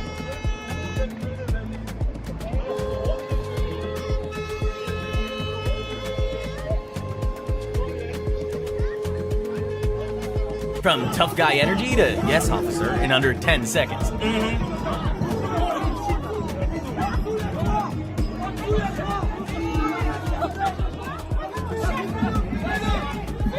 That's what I'm saying. Why not arrest them? Like, why even bother drawing your gun? These people aren't going to do anything. Just arrest them.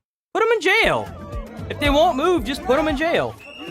Give them their 2 warnings and then put their ass in jail. They're obviously not going to move. He's a big guy too. He's not Megaphone gonna volume, run. 10. Officer's tolerance, 0.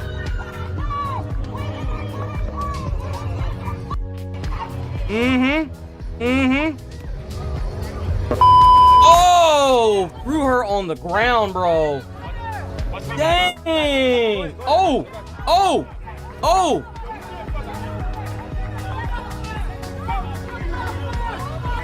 Yeah, this stuff is tiring, man. Stay off the goddamn road.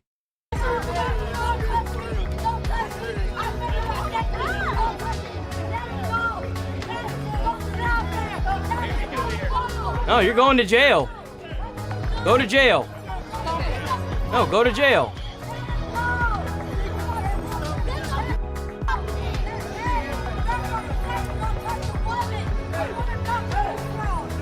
Nothing says community service like stopping a surprise paint job on Oh, dude, the paint ones were the worst. Honestly, the paint ones, in my opinion, were the worst. People were like spray painting all the like art and stuff, and then spray painting the walls. Oh my god, dude, it's so stupid. Why? Protest the surprise opera concert in record time. That's right, boys. We got opera concerts.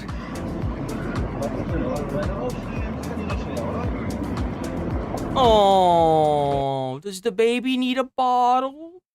Oh, oh, dear. Jail. Bro just wanted to roast marshmallows, not his patience. Bro, get the fuck out of the way.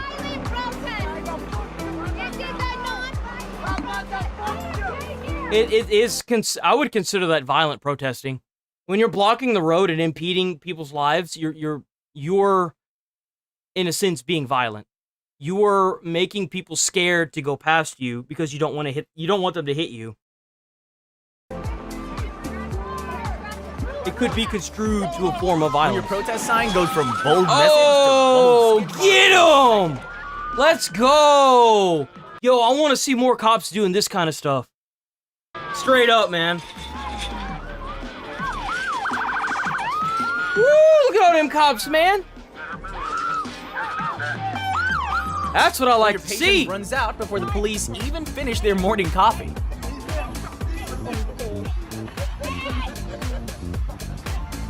When please move turns into fine, I'll do it myself. Marvel style.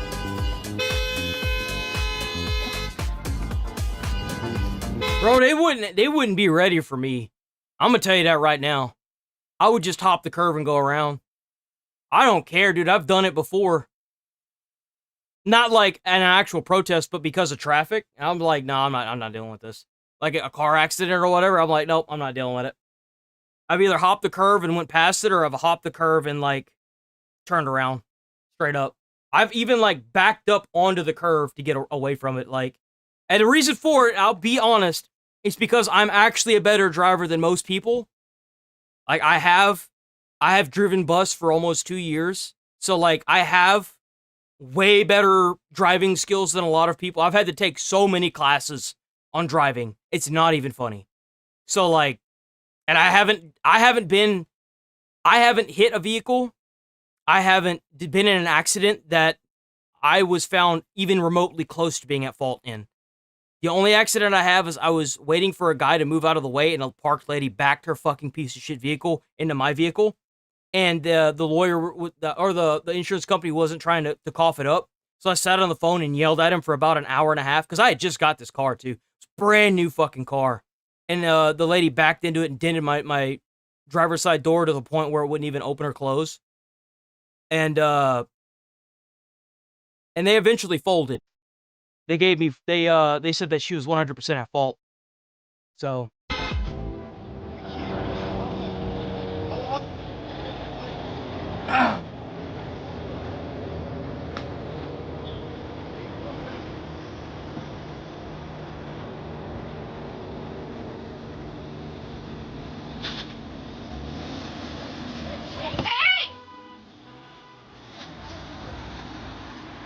When your big moment turns into background noise for the daily commute. Oh, we got run over. I don't want to see these people get run over. That's not my goal. I don't wish harm upon any of these people. But if you're going to protest, do it the right way. Because if they run you over and you get hurt, I'm not going to have any sympathy for you. A road is not meant for people. It's meant for cars. It's meant for transportation. They wanted attention and got it. Just not the. Hey! Oh!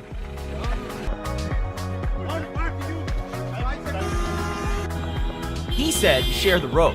They said block the road. He chose violence.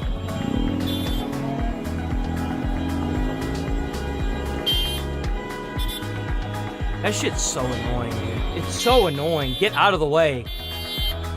Like, in this instance, if you can't hop the curve, I would say just keep inching forward.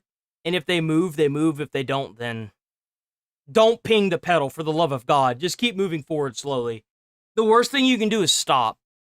Unless you're, like, actively going to call the police. But if you're at the front of the line here, just keep kind of inching forward. Nothing screams. If you inch forward, you're not showing them that, you know, like, if you got brought to court, it would show that you're not using your vehicle as a weapon. You are slowly trying to push past them. And if they, like, you know, do anything like try to open your door or anything like that, then obviously that opens it up for a whole different thing. But the worst thing that you can do is stop, just slowly inch forward. Try and because that way, if you bump them or whatever, then they can't hold it in court that it was assault with a weapon because you weren't even going that fast. You were just trying to get past them. Wrong place, wrong time, like blocking a bunch of guys on the clock. Yeah, like this, for instance. You got a bus that's trying to get past.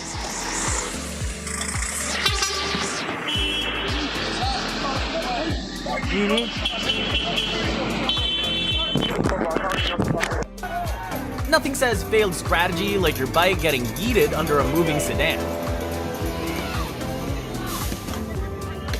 You gonna run it over? Yep. What'd you think was gonna happen? You really think they care? No. Damn, bro, that thing got dragged. 4.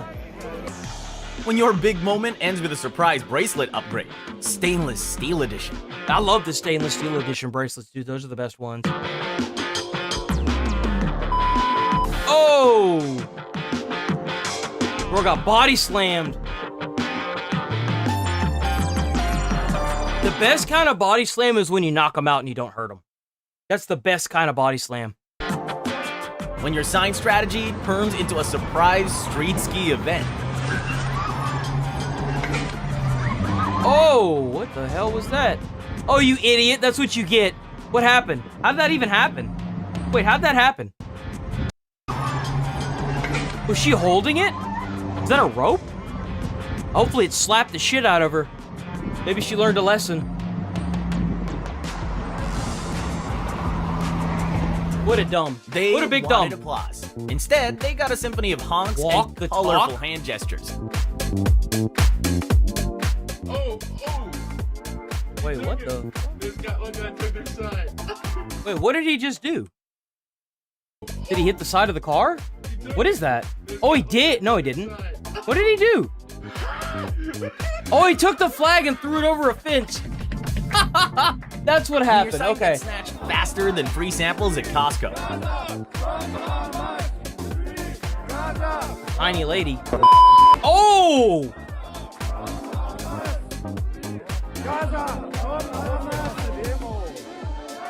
Hey man, sometimes you need those counter protesters to keep these people out of the street. Especially when the police won't do anything about it. Nothing unites people faster than these fuckers right here. These people that sit in front of the dam in the middle of the road, they sit there cross-legged for lunch. Teamwork at its finest. Yeah, that's it. Move him.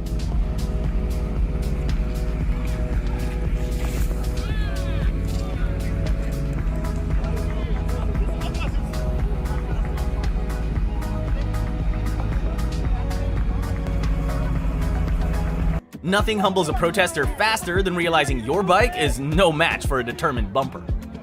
I bet. Oh, it's a bicycle. I see it. I was like, is someone gonna like... Oh, wait, what the hell is this? Okay, maybe those are the bikes. Hey, see, this is terrifying. Right here. This is terrifying. You just had that guy on the left side kick the car. You got all these people screaming at you, cursing at you, telling you all kinds of shit, saying they're gonna hurt you and stuff.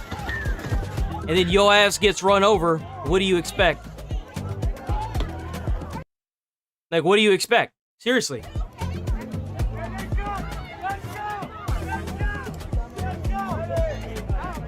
The bus driver was like, I have 47 grumpy passengers and 0 patience.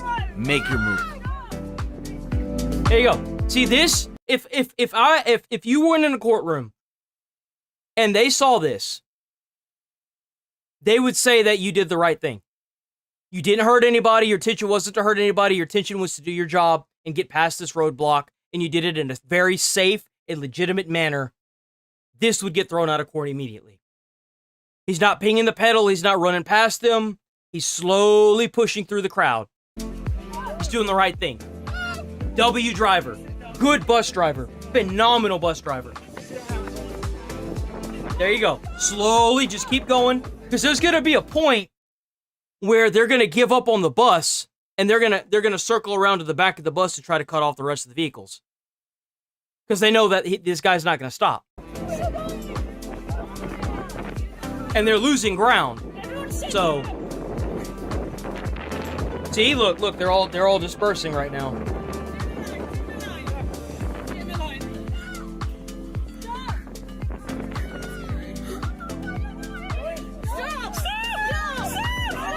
Nope. Just keep going. They'll move. They'll move. The human body has a natural reaction to not wanting to die, so they'll move. It's okay. Just keep going. Keep inching forward. Did they stop? Nope. There you go. Just keep going. Keep going. There you go. Keep inching forward. Don't stop. Ah, yes. Nothing says we care about the world like destroying someone else's ride. Logic level, 0. Wait, what's going on here? What the hell are they doing? This is how, look at that. Look.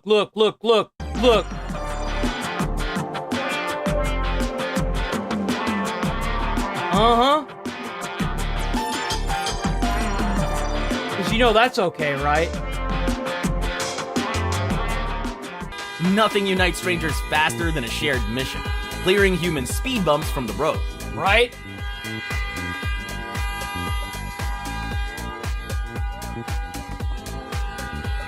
They wanted to make headlines. They ended up making highlight reels for angry driver compilations.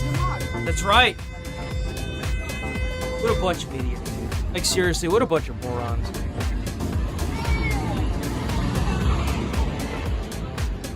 Oh. Guess it turns out the most effective traffic control method is a group of fed up locals on a mission. That's usually how it is.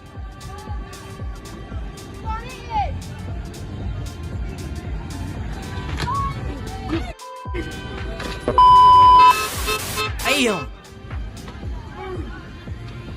They claim to stand for peace. Last one right here. Peace comes with a side of shattered windshield. Oh.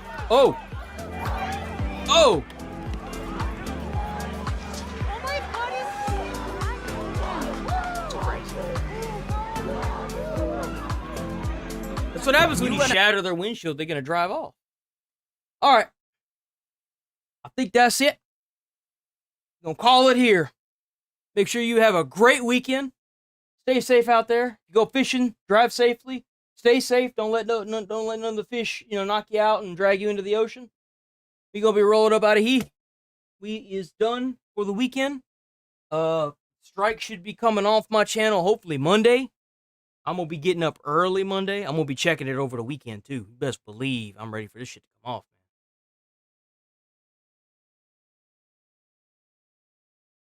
man. But we gonna be back on Monday, bright and early. I got a whole bunch of stuff saved up. I've been waiting for this shit to come off. Sorry that this week has been a little bit boring. I know it's boring as shit. But We got some goodies coming up. Just trust me when I say that. Keep doing that. Oh yeah. I'm gonna be watching a lot of the Alien Earth is a TV show, I believe. I think. How many episodes does Alien Earth have? How many episodes is Alien Earth? It's 8 episodes.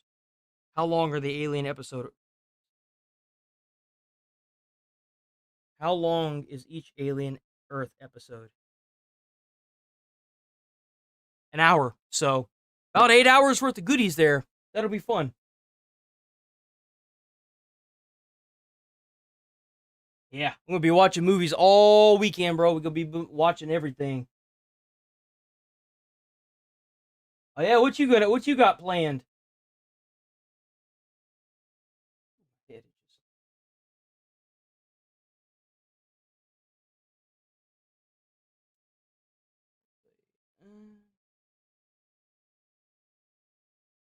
Work.